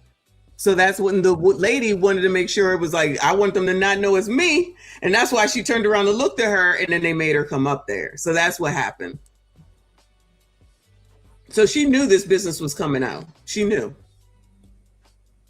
She's already embarrassed by not wanting to go up there and tell her business. That's what I'm saying. Yeah. So her friend did it for her. Yeah. Cool. But now you're on Front Street because your friend fronted you off.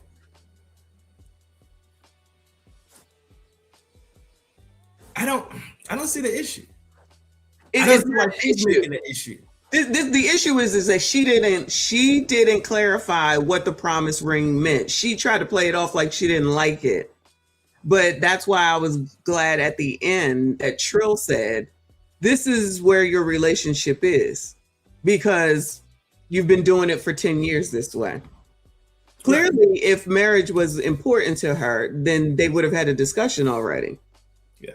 So she, in my opinion, she allowed them to make him, this is just my thought process.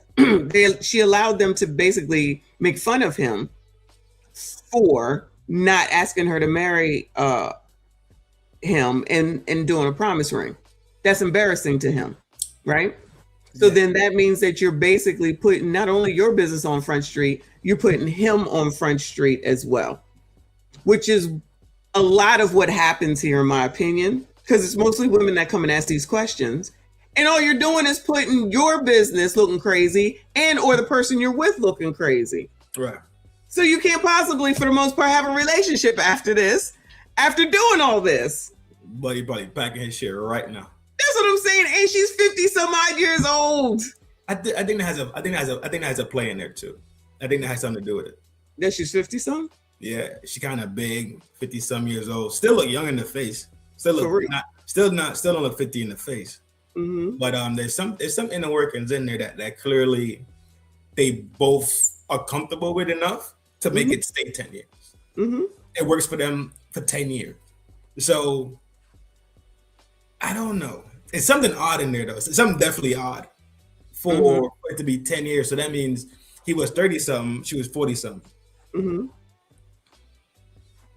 And then she became 50 something and he became 40 something. Yes, but that's 10 years. Trust me, if there was cheating, she would have mentioned it. She asked him to do something for Valentine's Day because he typically don't do it. He did it.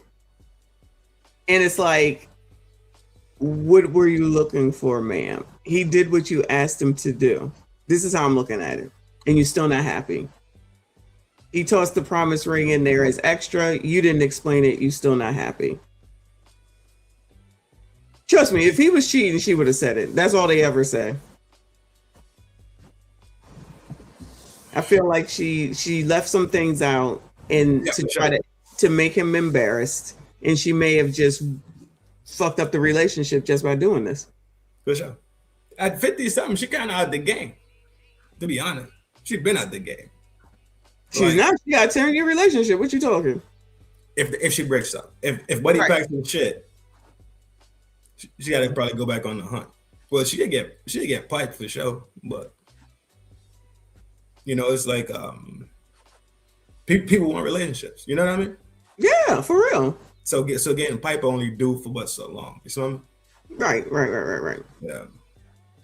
Anyway, let me get you on up out of here because Chai, ain't nobody asked you. Move it along.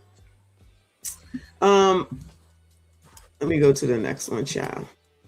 These are funny. They're not really funny, but I think they're funny. I like them. Anyway, you got time? You all right? Yeah, I'm good. My show's in 45 minutes. Okay. All right. Well, then I'll be done by your show. We'll be done by your show. This is. Hold on. There's a lot of big girls. Her ex had a baby with her best friend and now says he wants to marry her. What should she do? Oh, this is more of the that show? Yeah. Look, why you trying to eat the microphone? Come on, bro. Girl. If your ex had a baby with your best friend after y'all broke up, and now he's talking about he want to marry you. Have you talked to the best friend since? So the only reason why I talked to her is because her first daughter is my goddaughter. She actually texted me yesterday. But anyway. When the last time you text him or talked to him? I talked to him today. Okay, there we go.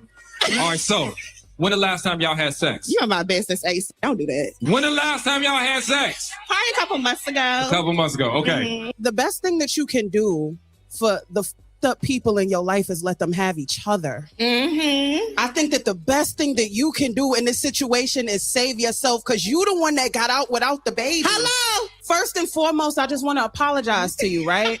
Thank you. Because you're laughing through this season and you're laughing through this pain, but this is deep. Oh, it's deep. This is heavy. You're dealing with a betrayal from your partner and your best friend. That ain't nothing we could just laugh off and keep key about. And I don't think you fully processed it because you laughing. No, but the thing is, I can laugh now because I've already processed. You not because you still with him. This is not funny. And you know what? You know what the truth is? That sometimes it hurts much more to watch someone you love go through pain than it hurts to be in pain yourself. The situation that you're laughing about, do your other friends find this funny? That's probably devastating to them to watch you be this hurt and watch you be this betrayed and watch you go back. Sometimes I didn't learn how to love myself until I looked at the tears in my friends' eyes from the that I was allowing and settling for. My friends could see the pain that I can't see sometimes. So if you don't love yourself enough to see it, go to some of your real friends and look at how they're viewing the situation. They're probably still heartbroken over that you laughing about. I'm so sorry that you're going through this. We're not friends no more. She likes this drama. You about to eat me up too? Oh, baby, I eat up anybody that comes to the microphone. Oh my God. Because I would want it to be done to me in return as well. Okay. So I'm not saying this to be hateful. I'm saying this out of love. You like this drama. You like this mess. Some people, their identity is tied to the drama that's in their life. And they get a thrill off of it. And she's getting a thrill off of it. Kira was right when she said, baby, that is betrayal. You laughing through it right now. In 5 years, you ain't gonna be laughing about that. You still sleeping with this man who he knew that was your friend. And he preyed on your friend. And he went after your friend and he impregnated your friend. You were not in that equation. You didn't matter at that time. So why are you still opening your legs to this man that didn't back it up to where? How all of a sudden he becomes a predator? That's a mean pause, Kitty. Come on. I didn't hear that. Where you want me to go back to? Where Kitty's talking? You don't gotta go back, but no. What the I didn't hear that. I didn't hear that. He prayed. He know he was your friend. He preyed on your friend. What's praying? You can only prey on someone if you're a predator. I think she means that he went after her. That's the word she used. Yeah, I did hear that. But he How do we know? How do we know that's the situation? Because if the big girl and that was her best friend, and now her man has a baby with her, then he did go after her, right? They're together. After him. You're right. She could have. You're right. You're absolutely right. She could have. That's what I'm saying. I agree with you, but it's really on both of their parts. It's a betrayal. Yeah, let me get this damn screenshot because this is a good one. That's my girl, but that's a good screenshot. But both of them are wrong. And honestly, they're both equally wrong. So I'm not even sure if I would be more mad at him or more mad at her. I might be more mad at her, honestly. Especially if that's my best friend in the world. I don't know. But it's a betrayal regardless for the both of them. So for her to sit here and laugh it up, that shit deep. She's full of shit. That shit is deep. Right. So she's trying to laugh it off to be cool or to act like it don't hurt or it ain't bothering her. There's no way it's not. Let me tell you why it's deep. She already is the godmother to the first child. She's godmother to the first child that the best friend had, not necessarily with the man. Yeah. How close they are. That's why I'm like, Yep. The daddy is her man, whatever the fuck, right? Mm-hmm. Of the second child. Correct. If them two, big girl and buddy, gets married, she's now forced to watch the product of their behavior and woo. That's criminal shit right there, bro. Mm-hmm. That's criminal. Mm-hmm. You're right. Because now them two kids are siblings. You're the godmother to one, right? And the stepmother to the other one. I don't know. No, well, the big girl don't have kids. That's why it's, she technically can be done with both of them. Yeah. But if they get married, she brought up marriage, right? Oh, I don't know. Oh, no, she did. Yeah. If her and the dude gets married, mm-hmm. then she becomes the stepmother to the child he had with the best friend while they was messing around. Oh my God, I didn't even think about that. I see what you're saying because he's coming back to say, I want to marry you, big girl. And then that baby, so they also, this must be why she's also saying that she likes this dysfunction. But this is the competition too, Trent. Let this finish real quick. Care about you then. I'm always talking to women because I love women to the core. And we hurt ourselves when we allow ourselves to keep staying in these toxic, dysfunctional cycles. So you're right. I didn't even think that far ahead. That's crazy that she's even considering it. But you know why she's considering it? Because bitches be competing with one another. Period. So this one had the first man. How many times do I say, I don't bring no women around my husband, right? Ain't no friendships, ain't no hanging out, ain't none of that. I got one good girlfriend, right? They will always be looking. If they see something that you have that they like, they going for it. I don't care what nobody say. That's what I believe. So that happened, then had the nerve to get pregnant.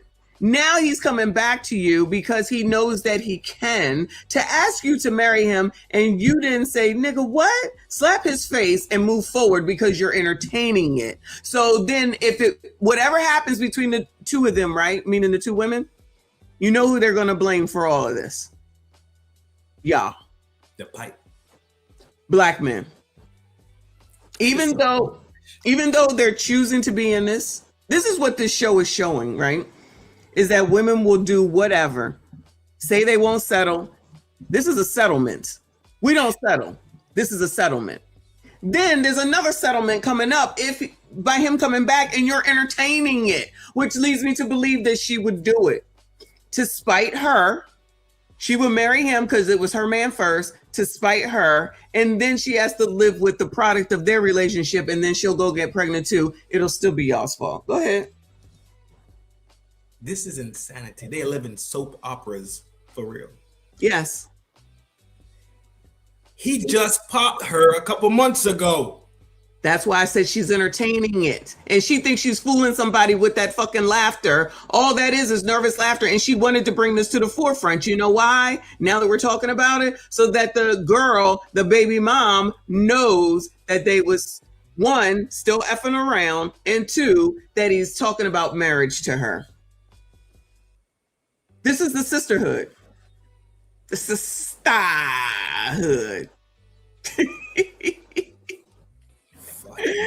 Seriously. It's insanity, bro. Yes. People, I have a chaos mind already. Like I have a chaos brain, right? Mm-hmm.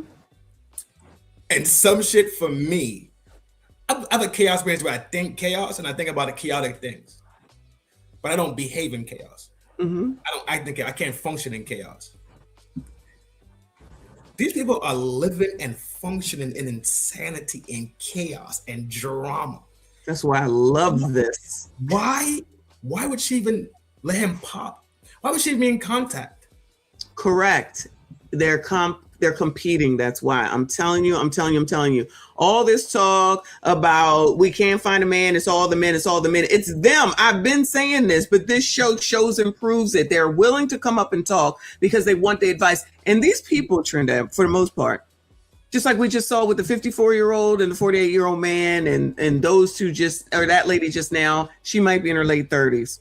These are not 22-year-olds, 25-year-olds, 28-year-olds. These are grown-ass people who should be able to figure out their damn lives without bringing it to the internet on a show that goes viral all the damn time. I bet you could figure out what Mr. Charlie tell him to do and do it. You said Mr. Charlie? Yeah. The most natural thing in the world is to be with somebody. The most natural thing in the world is to peer with somebody and get down the road of life. They made that shit complicated, but comprehended how to clock a 9 to 5 and get cussed the fuck out and go home. Feet hurting. Right. Yo, calm that shit down. So take that shit elsewhere, G. I ain't going for that shit. Listen. I got one more. I know you gotta go. No, you good. You got one more? Yeah, a whole 30 minutes left. Okay. All right. Because no, I'm literally we cut this shit off 15 minutes earlier and I just roll right into mine, dog. For real. Okay. All right. I'm cool. We good. Let me go over here to this one. Katana, I'm not saying that they was cheating, but the product is still there. You feel me? The product of the child is still there. Even though they split up or whatever the case is, there's still a product that's there. That's a small part of the conversation. Was they cheating or what? No, that's small fries. But that's small fries. But listen, Keita. Oh, Keita? I thought it was Katana code. Oh shit. I just talked about this last week. I don't fuck with my friends' exes. We never did that. My friends don't fuck with my exes. We don't do that. That we had girl code in the 80s and the 90s. These people don't, and that's the difference. So even if we ain't talked in 20, 30 years, that nigga can't come to my friend and say, I want to take you out. She wouldn't do that. And vice versa. You can't come to me and say, I want to take you out. You can't do that. You've seen her naked. You're not going to be able to see me naked. Like, if we want to just get down to the bottom line of it all, that's disgusting. So a lot of these people on these that are talking, they don't care about that. That's another reason why I'm like, no, I don't want bitches around, because they're going to go for what they know because they don't care. They're going to do whatever to get whatever the hell it is that they want. That's not even sisterhoodishness. That's friendship. That's a real friendship. And that dude who knows how, like, in my case, me and my best friend, any dude that's been with any of us knows about the other one of us. There's no way. There's just no way. if women acted that way today, it would be different for them as far as I'm concerned, as far as dating is concerned. But they'll do anything and then turn around and say that they won't do anything, do said thing, falls the fuck apart. It's the man's responsibility.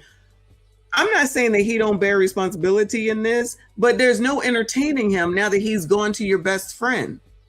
There's no entertaining him.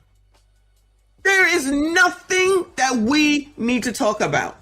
Nothing. You must got that golden pipe, boy. Hmm? You must got that golden pipe. It's that, but it's also competition between women.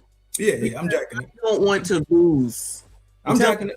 I see what you're saying. What you're saying makes social sense, if that makes sense. Social sense, it makes sense. Yeah. It makes social sense, like how people behave, right? Behaviors. I could dig it, and especially catty. Yeah, I'm tracking it. The cattiness, you got the baby dick, I got the ring though, ho. Right? All that shit. Then they want to try to act like there's a sisterhood, and it's like, I know that it's not. I don't care what y'all say. Ain't no sisterhood. You're gonna go for what you know. So that's why you got to stay away, because I don't have time. This one is he paid for the wedding, treated her right, but left while she was grieving her child. Now this one sounds a little depressing. I ain't even gonna lie. Did a man that paid for a whole wedding really love me? He decided to leave because I was grieving my son who committed. And before that, he was an amazing man to me. I'm struggling with letting go of the anger because now I'm questioning, did he even really love me? The word says that God heals the brokenhearted and he binds up their wounds. When you study the text and understand what brokenhearted means, it means to be shattered. It means to be dismantled, broken into little pieces, and then God binds you together. That means that he takes his time and he walks with you in every step, and he pick up all of those pieces that are on the floor with you, not without you. He walks with you to pick up every piece of you that was shattered. And he looks, and when he pieces you back together, he said, this no longer will fit. So I'm going to make a new piece that's going to fit right here. That new piece is now a new identity. And as much as it hurts, because on that walk, on that journey, we have our healer right with us. And God is so personal with you. He is so intimate that he's with you every step of the way. And so every time you go to collect a piece, thank God. Every time you go and collect another piece, God, thank you for getting me through this day that's collecting another piece. God, thank you for helping me not internalize this. God, thank you for giving me a new language. God, thank you. As we continue to show gratitude to God, we start to see just how powerful God is as a healer in our life. So I want you to be with God on this step every single day. I want you to take this up with God, because he's going to come in. And when I tell you, he's going to bring you together in a way that you would never understand. It is going to blow your mind, sis, because I've been there. I've been at the feet of God crying and screaming with snot rolling down my nose and eyes rolling down my face. Eyes to the top of my head because my head was so low. But guess what? In those moments, every single moment, I felt lighter. Because you know why? God showed me in those deeper moments that I was protecting you from something. It was something that you never saw was coming. You couldn't see it because you had your love blinders on. But I'm showing you the character of who this person is, because your heart couldn't identify that y'all were misaligned, but I could, which is the reason why we delight in the Lord and we assign our hearts and we attach our heart and we align our desires with God. Because when we align our desires with God, it becomes his desires. So we want to thank God right now for showing that that person didn't have the capacity. Because how dare you leave me at my lowest moments? But thank you for leaving me at my lowest moment, because I met God at my lowest moment. So God is about to take me to my highest moment. Amen. Amen. You got this, baby. Thank you.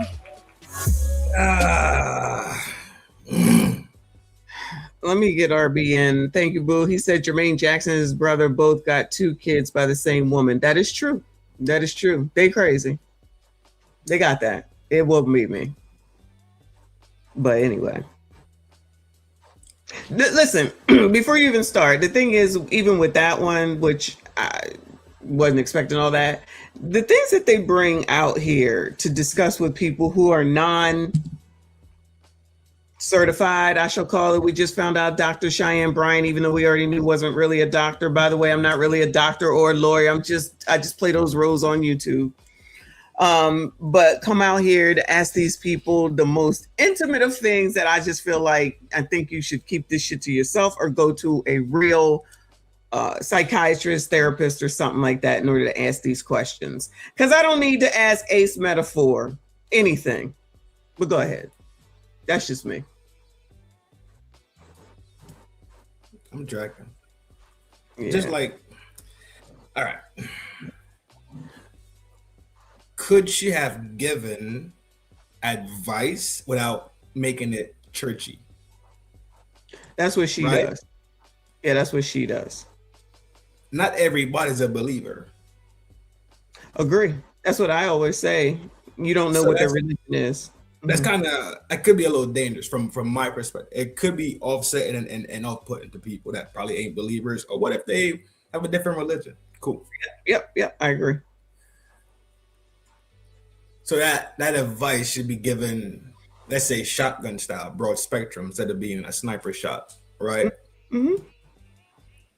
Good advice, because I'm also a believer, right? I'm not against it in itself, but I get it that she asked the question. But remember, when you go to church, the whole sermon ain't for you. You just gotta take the part of the sermon that's for you. You smell me?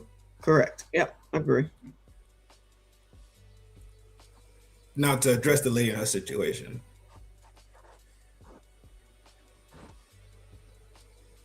That is something extremely hard to go through. Mm-hmm. And to leave somebody that you said that he's going to ride for, that's pussy. Agree. That is extremely fucked up. Mm-hmm.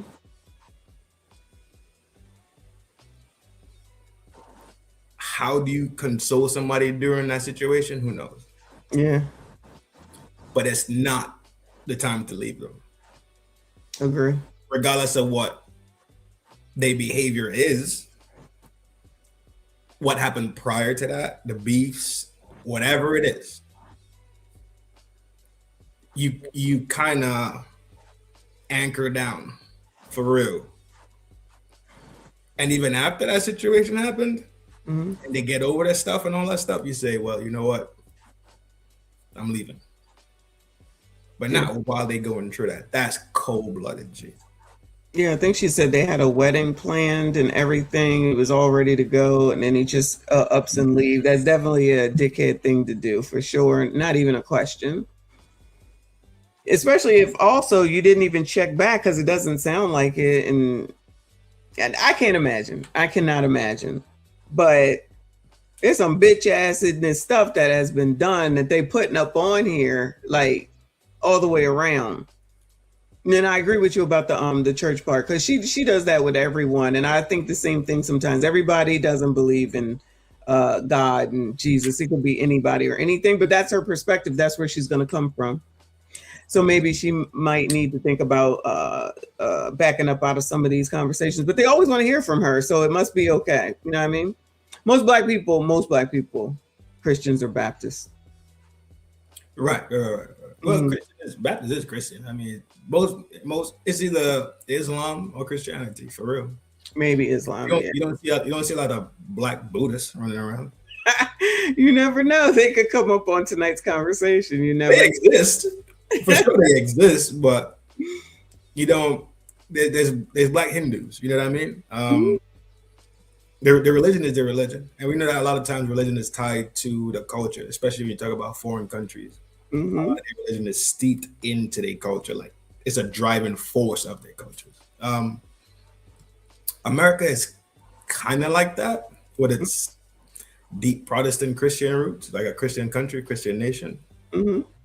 So I get it, right? I get it. I get it, but it's sometimes gonna misalign. It's gonna sometimes misalign itself with a person that's not a believer. If you understand what I'm saying. If she's going in like God said in Matthew 2:4, they'd be like, I don't fucking fuck with Matthew, Mark, Luke, nor John. You feel me? Yes, I feel you. It's a way to give advice without church. I tell my mom the same thing all the time. Like, you don't have to church everything up, dog. We could just talk. Yeah. Like, you can talk to people. Like, you seen that pot on the stove? Like, yeah, I just put the pot on the stove. Well, God put the pot in the stove, and when they was hungry, he brought them fish and loaves, water the wine. Like, yo, dog, calm down. My auntie does that all the time, and it's just like, oh my God, like, praise the Lord. But I'm just saying, everything all the time. It's like you're talking to me like I'm a heathen or some shit. Like, relax. I don't get it. I don't get it. I don't get it. But she does. It was good advice at the end of the day. At the end of the day, it was actually great advice. Actually, if you remove the God aspect of it, what would it sound like? Right. You know what I'm saying? Like what would the advice be without God?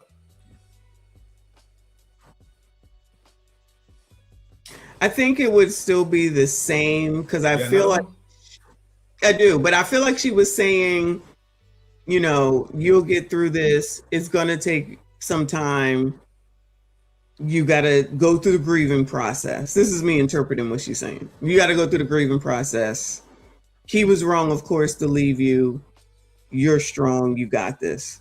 That's what if you take out the God aspect of it, that's what I basically heard from her. But look how you have to cipher it down, though. You understand what I'm saying? Yeah. Sometimes I think it is a lot of talk for nothing, right? Just a lot of talk. A non-believer will be like, take God here.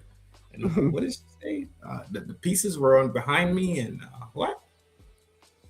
Yeah. So, I'm gonna actually move over to a TikTok. Actually. Because this one, you know, they're taking. Don't ride me up before my show, okay?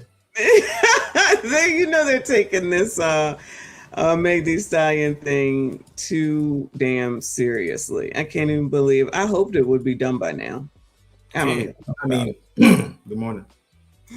It says the average Black man can't wait to humiliate and degrade Black women. Oh God.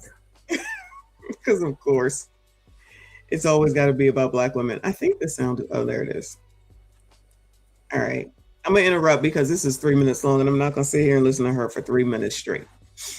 Fuck about Klay Thompson or Megan Thee Stallion. What I care about is the evil that it has revealed in the average man.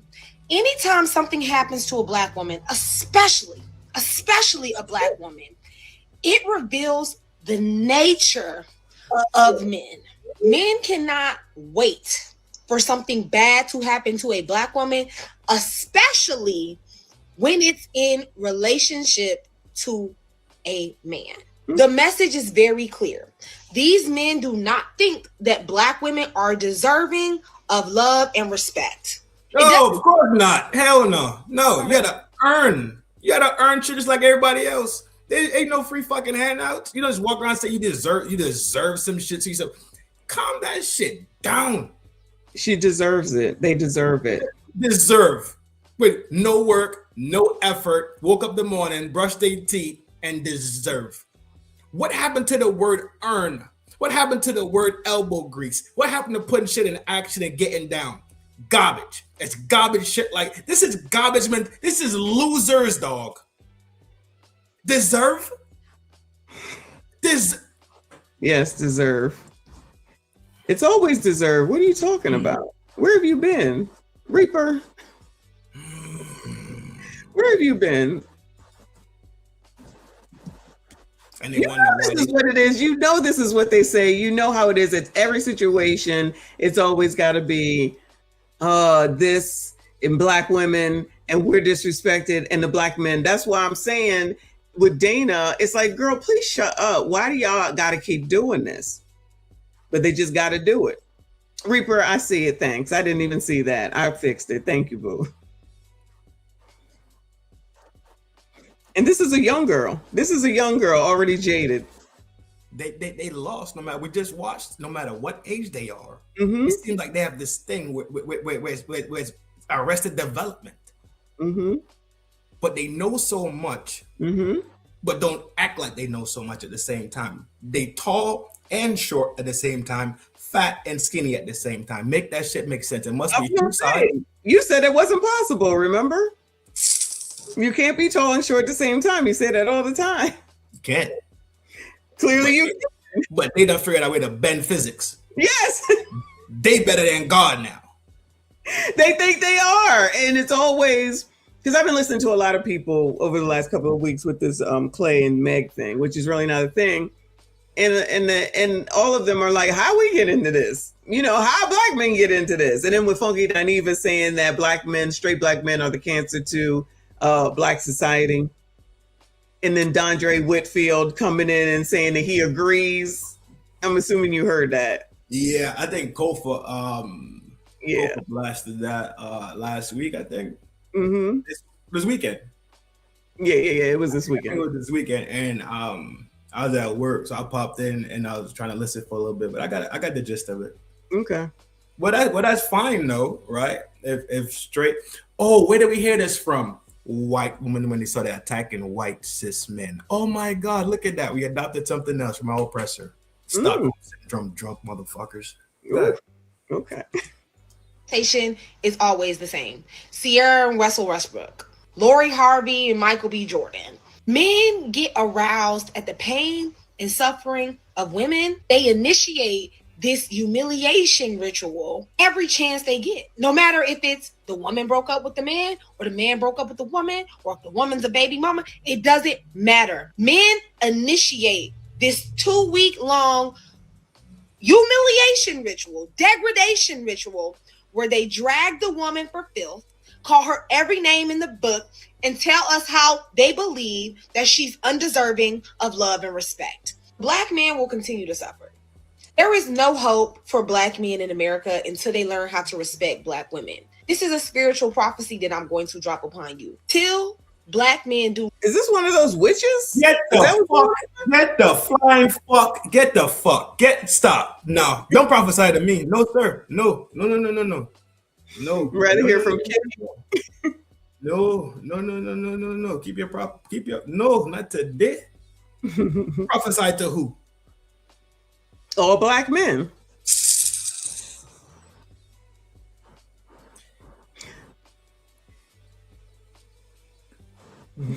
Whatever's in between her ears needs to be rewired. A lot of them, for sure. Or just say, fuck it. God, send the asteroids and wash this shit and let's restart. Listen. This is insanity. Don't put that on me, but listen. No what? Don't put that shit on me about washing the earth. Oh yeah, we toast. Listen. We done skis. This goes along with Dana, right? This basically goes along with Dana. She's basically saying the same thing, right? Except for Dana wanted to compare to white people. These people spend a lot of time on the internet. This is what my deduction is. You spend a lot of time on the internet that you take in every single thing that you see that you've been watching, because they got to be searching for this stuff. You don't have to see it if you don't want to. We know that, right? You want to see it. With the algorithm, yeah.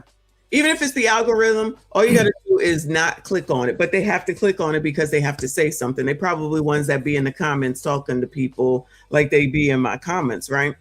There are a lot of men that do take pride and enjoy talking negatively about women in these cases. They absolutely do. And enough of them be in my chat. And imagine if I took it personally or got mad every single time. I don't. That's you. That's how you want to feel. That's what you think. Then that's what you think, right? But you had a whole show cussing me out. What the fuck you talking about? You had a whole show cussing me out. What the fuck? I have a whole show cussing you out. That was after you laid me out, right? Oh, true. Okay, thank you. Anyway, so if when they do that, I just look at it as you need to get up off of the internet, because I just feel like it's internet fodder. And once you get up off of here, you can't possibly act like this. It's Child, and if you do, I don't give a fuck because I don't know you like that. Excuse me. But there's definitely, and I see it in my chat all the time, men that say negative stuff about women all the time. All the time. So what? That's what I'm saying. Like, it's me. You see me, right? I'm a woman. I'm a black woman. And they say negative all the time. I'm okay. It's like, okay. I don't sit up here saying I'm going to put a spell on you. I don't say you got to go. I don't say. All I'm saying is, first of all, say allegedly. And second of all, just watch the words like the mods say. You can believe whatever you want. It doesn't matter to me. These people take this stuff so personally. I just don't get it. I always use the wig thing. Like, that shit doesn't bother me. I don't give a damn. I don't care. Why does this bother these people so much? I don't get it. They're too invested in these people's lives. And then we'll say that I am invested. I am invested. You know why I'm invested? Because I know y'all gonna watch it. And that means that I will have more money when YouTube pays me. Call me what you want. It's legal. It is what it is. And when I turn this shit off, I don't give a damn. I don't. These people are crashing out, comparing them to white people. Give me an explanation. How come you don't say nothing about her? I'm gonna put a hex on you. This ain't right. You're a white supremacist. Oh my God. What is... I don't get it. This stuff just does not bother me like that. It just doesn't. None of it.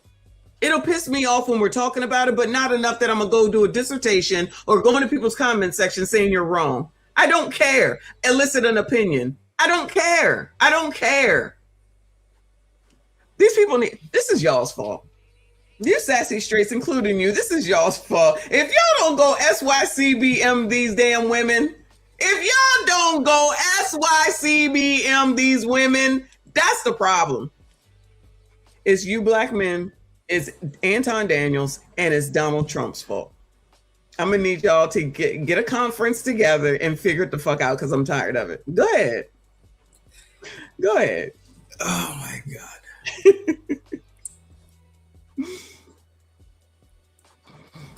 If you wasn't there, your name can never be called. I tell you, my granny taught me that shit when I was small. Mm-hmm. My granny taught me that shit when I was small. I got in trouble for something. And I was like, nah, I didn't do that. Nah, hell no. That wasn't me. Liar. I'm pretty sure I was innocent. I'm Sure you lied. That one. And then she said it doesn't matter. If you wasn't there, your name couldn't be called. Mm-hmm. Mm-hmm. As I was small, that lesson rings in my head. That's why those lessons needs to be done when kids are small. Go ahead. And it makes sense. Mm-hmm. If Meg Thee Stallion wasn't there, they can't call her name. Lori Harvey not there, can't call her name. Kim Kardashian can't call her name. Khloe Kardashian can't call her name. J-Lo can't call J-Lo name. Billie Eilish can't call Billie name. And the list will run on for forever. It's not what you do, but it's how you do it. Mm-hmm. You think in the corporate world ain't hoes? I know there are. I've been in corporate for 20 years. There was a whole hoe running counter intel for the United States of America. That is true. Counter intel. Mm-hmm. Out here selling box.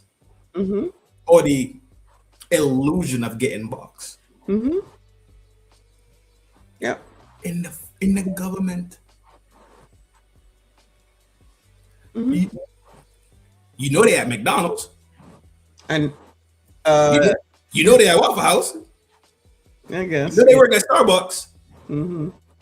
But now you can see them at the government level. Mm-hmm. So anything in between is fair game, and they everywhere. Mm-hmm. But how they do it. Agree. The difference. Agree. They still hoes. That's it. Nobody say they not hoes. There's been plenty of people caught, now that you say that had these good jobs and they get caught being an OF or, being sugar babies and all that other stuff. You're absolutely right. And you know what? Trent? They're usually white women. Usually. Oh, exactly. All the But Dana don't want to talk about that. Dana don't want to talk about that. And I'm sure when they get caught, they don't say, but black women. I seen Shaniqua. Unhand me, officer. Get your filthy hands off me, pig.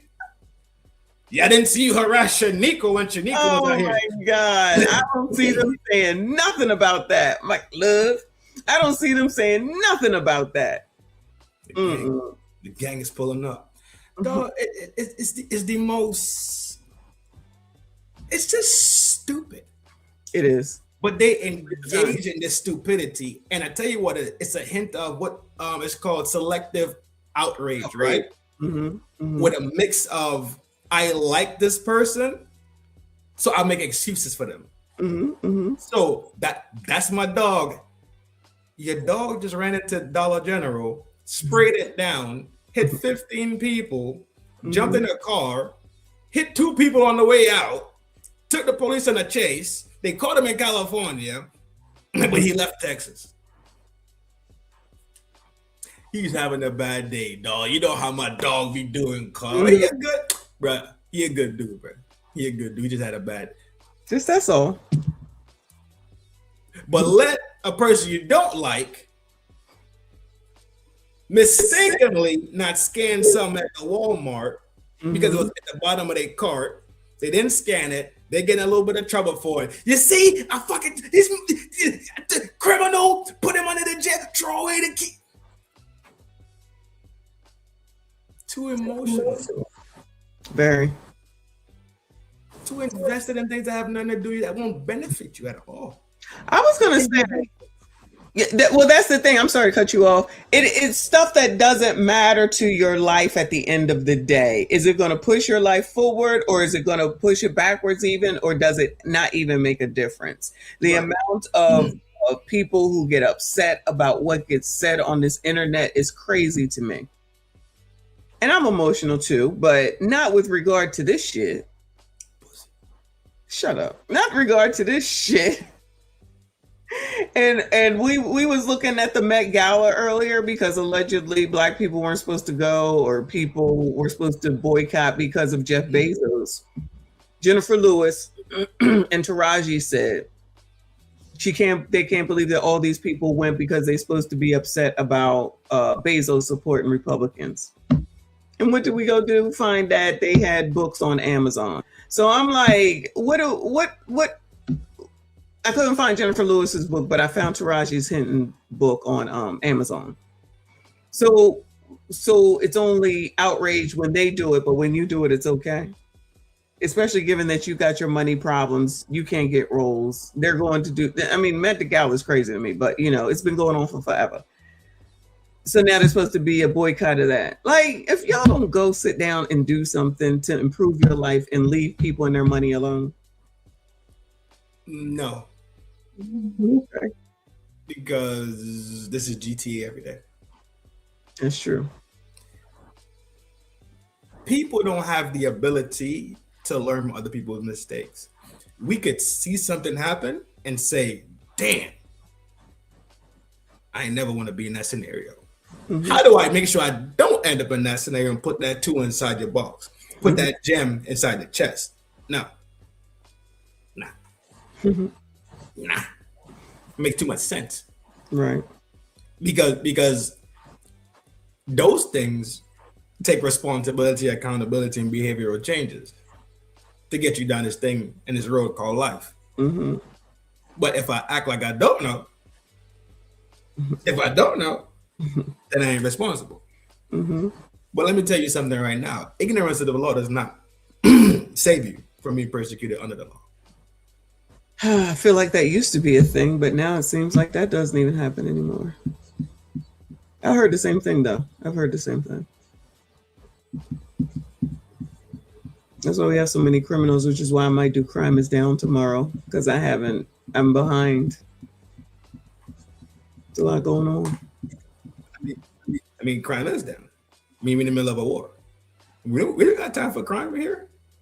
I don't even think people paying attention to the war unless they're talking about gas, honestly. Oh my God. This is not a real world. I promise you. Sometimes I think this is not real. If we're in the Truman Show. I think this is not real sometimes. I really do. When you look at the lack of love, the lack of respect, the lack of decency, the lack of compassion, just the lack of character, the lack of morals. It's like it's just eating itself from the inside. It is insane. Mm-hmm. And on top of that, we're talking about that's social behavior. Then when you add in social stimuli, inflation, war conflicts, bills being passed to take away rights and freedom. If people just run around NPC and like I'm on GTA every day, NPCing. Yeah, worrying about what's going on at the Met Gala and talking about what black men aren't doing. They worry about their own thing. Black men can leave America and still bag shit. That's what they don't want to talk about. Black women still worry about black men because black men still could catch value. I don't know about that. I don't know about that, none of that, but y'all not leaving me here with these bitches. I tell you that. I'm not coming, G. Shit, y'all not leaving me here with these bitches. Hell no. Hell no. Bang with the gang. Hell no. The cans and yams gang. No. These are not yams. Yep, you got cans. Yep, you stuck. These are not my people. Vagina Voltron gang. You stuck here. We sliding on y'all. Nope. That's all right. Just simply on the desirability scale. RBM will take me. RBM will take me. I already know. on the scale of desirability, right? Black men still have high cachet in there. Still got high territory. Still got high real estate in there. Black women don't have high real estate in that land. Listen. Which is just how the world works. Go ahead. Every time we do one of these tonight's conversations or anything where they're wild and TikToks or whatever, I end it with this: why you can't have relationships, because you act like this, you talk like this, you have an attitude like this, and you will not change it. Anyone else that at minimum has a pleasant demeanor, not combative with these dumbass conversations on 50-50. I'm like, they good. Okay. I'm trying. Go. But I said they're good and don't have these issues. I'm like, but remember, I told you offline, but I told them about when I went to that one of my gym girlies birthday parties and her people came in, and I'm like, soon as they started coming in, I'm like, how long am I going to be here? Because I don't hang around. I could feel it. I don't hang around people like this. That's me judging. I don't give a fuck. I can tell that this is not people that I would hang around with. These are the type of people that would start fighting outside for no reason. I can just tell. Then when the conversation started, I ain't going to be with no man. It's been 10 years. Girl, you don't want to be with no man. You ain't got nothing to offer. I'm like, oh my God, let me get out of here. I don't know people like this. This is what I'm saying. So if you want to trauma bond with people that act like that and talk like that, miserable, this is a problem, that's a problem, I'm gonna put a hex on you, oh my God, Meg Thee Stallion, I'm a black woman. I have not heard so much complaining in all of my life as I have since I've been up here on this damn YouTube from these bitches. Every day. Every day.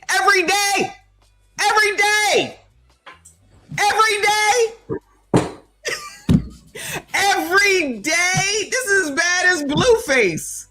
I'm just saying, it's like y'all, you do this stuff to yourselves, and then you take on other people's trauma on top of whatever the fuck it is that you're going through. And then you talk about the same people that you know damn well that you're interested in, or else you wouldn't spend all this time talking about them, what they doing, it's their fault, how they did it. Dr. T. Son Johnson was talking about black men getting blamed for the fucking cam. And it's like, But you lost because the white women voted with the white man, but they don't want to acknowledge it. It's just like, it's y'all's fault. It's y'all's fault. Everything is y'all's fault. Well, who the fuck would want to be with you when you're going to turn around and blame said person for every single thing? Not the Amber Heard theory. I don't know about the Amber Heard theory. I really didn't pay attention to that. I know she was crazy, though. These people are crazy. These people are crazy, of which I already knew. Completely nuts. Completely. They're not getting any better. That's the thing. It's not getting any better. They have no need to. Because fuckery and folly is promoted every second of the day. That is true. They love the madness. I love the madness, right? To make fun of it, to talk about it, to use it as segue points for greater conversations. Right? Content creation. I like the dumb conversations, but yeah. All the creators out there. What Smoke say? Support your interest, man. So that's the homie Smoke over there. Be more gangster. It can't. It's almost like it can't. Has society fallen that much morally? Mm-hmm. Yeah. Or has it always been that way? But now through internet, we get a glimpse at it. Mm-mm. It hasn't always been that way. It hasn't always. I think I have to ask both questions. I have to ask both questions to be fair in examining something, right? Mm-hmm. And I agree with you. I don't think it's been that way because I remember me as a youth. That I was safe. You're a millennial. Safe. You're a millennial. I'm a Generation X. We have similar experiences as the people in the chat. My childhood grandmother, like you, family. These people don't have that. So what are they going to think about when they think back on their younger lives? They're going to think about ABCDism in their school SHOOTings, crime, the threats that come while they're in school. I never had you know what we said? We had bomb threats. They didn't actually come through. We just had to prepare for a bomb threat. These people have actually potentially seen and heard these school shootings, mass shootings and everything within the school.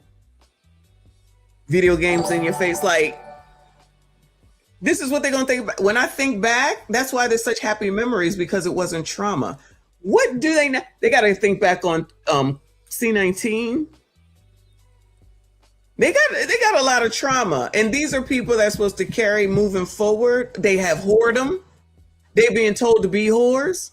They're being told they can be a man, a tree, a dog, a cat, a rat. It's just straight and utter confusion. But it's not coincidental. It's not by happenstance. This shit is purposely planned. I just heard somebody discuss that. This is on purpose. This is not no happenstance shit. I'm gonna have to go over it. I just heard someone say that, not specifically about this, about some of the things that are going on right now, and that's been done on purpose. Of which the part from LBJ we do know, but Black people don't want to hear it and listen. They still want to ignore it, which is fine. But I heard even more, and it's like, okay, if you only listen to what you like, you're never going to be able to formulate a new thought or see things from a different point of view. And that's what people do, stick their heads in the ground and don't want to listen to anybody else say anything. Say it, stick their head in the ground and be a what? What is it? A flamingo or ostrich? What is it? Yeah, it was nice being here. Here's the flamingo. Yeah, flamingos with their head in the ground. The pink thing. They put their beak in the water to eat food. Is that what they do? Yo, you don't need internet. You one of them people that when we start running them tests, you out of there. You out of there, dog. Oh, they be in Mexico. They be having their head in the ground. In the water to eat. Oh, okay. Well, I didn't know. Aardvark? Ostrich. Ostrich. Okay. They put their head in the ground, their ass up in the air like an ostrich, begging to get fucked. That's and it. twerk. And twerk. Twerk. Yeah. Shout out to 3 a.m. for the memberships. I appreciate you coming in and doing the damn thing. Thank you so much. I appreciate you. Shout out to all the members. Thank you so much. If you caught a membership, please make sure you thank 3 a.m. or Death the Reaper. You guys are awesome sauce. I still got to get y'all a blue face emote. I'm working on it tomorrow. I'm home tomorrow. So thank you so much. Shout out to you, boo. Appreciate you. What are you laughing at? Flamingo, dog. Don't come for me. Flamingo and an ostrich are similar. They're just a different color, right? Right? They're just a different color. Get off the internet. You know that?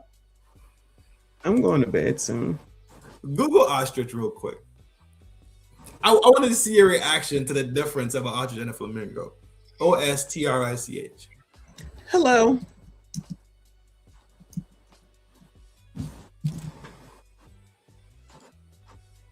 Ew. Do you see what an ostrich look like? Yeah, ugly. Now, Google flamingo.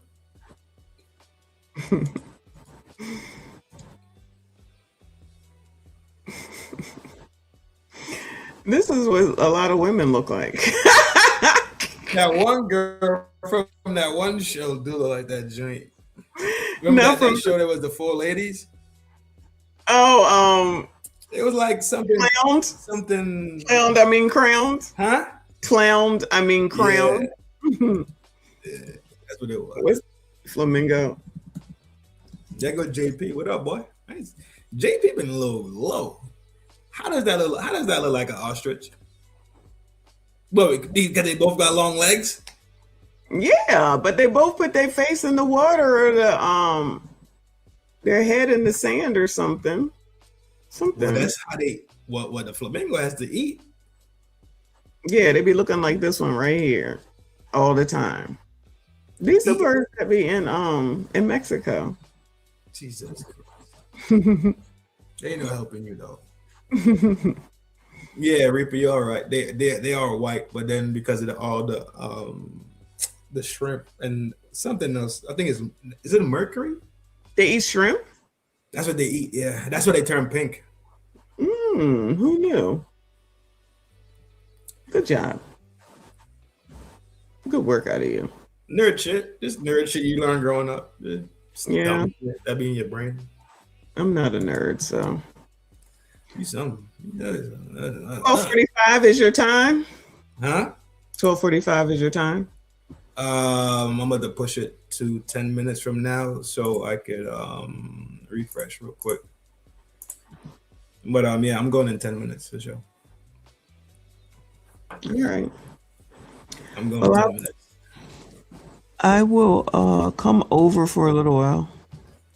Yeah, it's the blood of the shrimp that made something. It's just the blood. I thought it was something else that the shrimp has a high concentration of, or whatever it is. This is whatever. Fuck, I ain't a fucking biologist. You're a nerd. Nerd. I am a nerd. I'm part of nerd.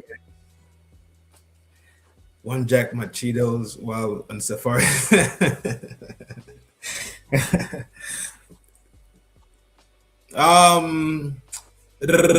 Shutting it down. Thanks for having me. Is this channel? Hmm? Is this Trend's channel? I'm assuming it is. Yeah, Reaper's sharing the live. Oh, okay. Y'all hit the button and go subscribe to Full Drinking and Half Thinking and come over for the live in about 10 minutes. Yeah, I'll be there for maybe 15 minutes because I'm tired. I'm gonna talk about this corporate lady, JP Morgan. I know I haven't gotten to it. This is crazy. This story is crazy. I don't believe Buddy, but it's a good segue point for us to talk about some things. Okay. Well, I appreciate you coming up. You know the shit. Thanks for having me. As usual, this is FDNHT Trend. Take care of yourself so you take care of people around you. Love yourself so you can love the people that surround you. This thing in life is not a sprint. It's a marathon. Train every day like the marathon is tomorrow. All right, boo. Oh my God. Shout out to all of y'all, child. I appreciate you for hanging in there. Thank you, Reaper, stream sponsor. Thank you, 3 AM for the memberships. I think I'll be back in the morning, maybe 9 o'clock or so. I'll be in the gym until maybe 7, so maybe 9. I think we need to do Crime is Down, because there's a lot of shit going on. I'm about to take a look while I'm watching the beginning of his show, see what I'm going to do for tomorrow. So y'all make sure you have notifications on, because who knows what time it will be. I definitely have a morning show. Tomorrow's Wednesday. Probably have the evening show. We shall see. But shout out to y'all for hanging in there. I appreciate you. Shout out to everyone that donated. Thank you so much. Y'all make sure you hit the like button for me. Subscribe if you are new. If you have not already, I appreciate y'all. I see you all in the next one.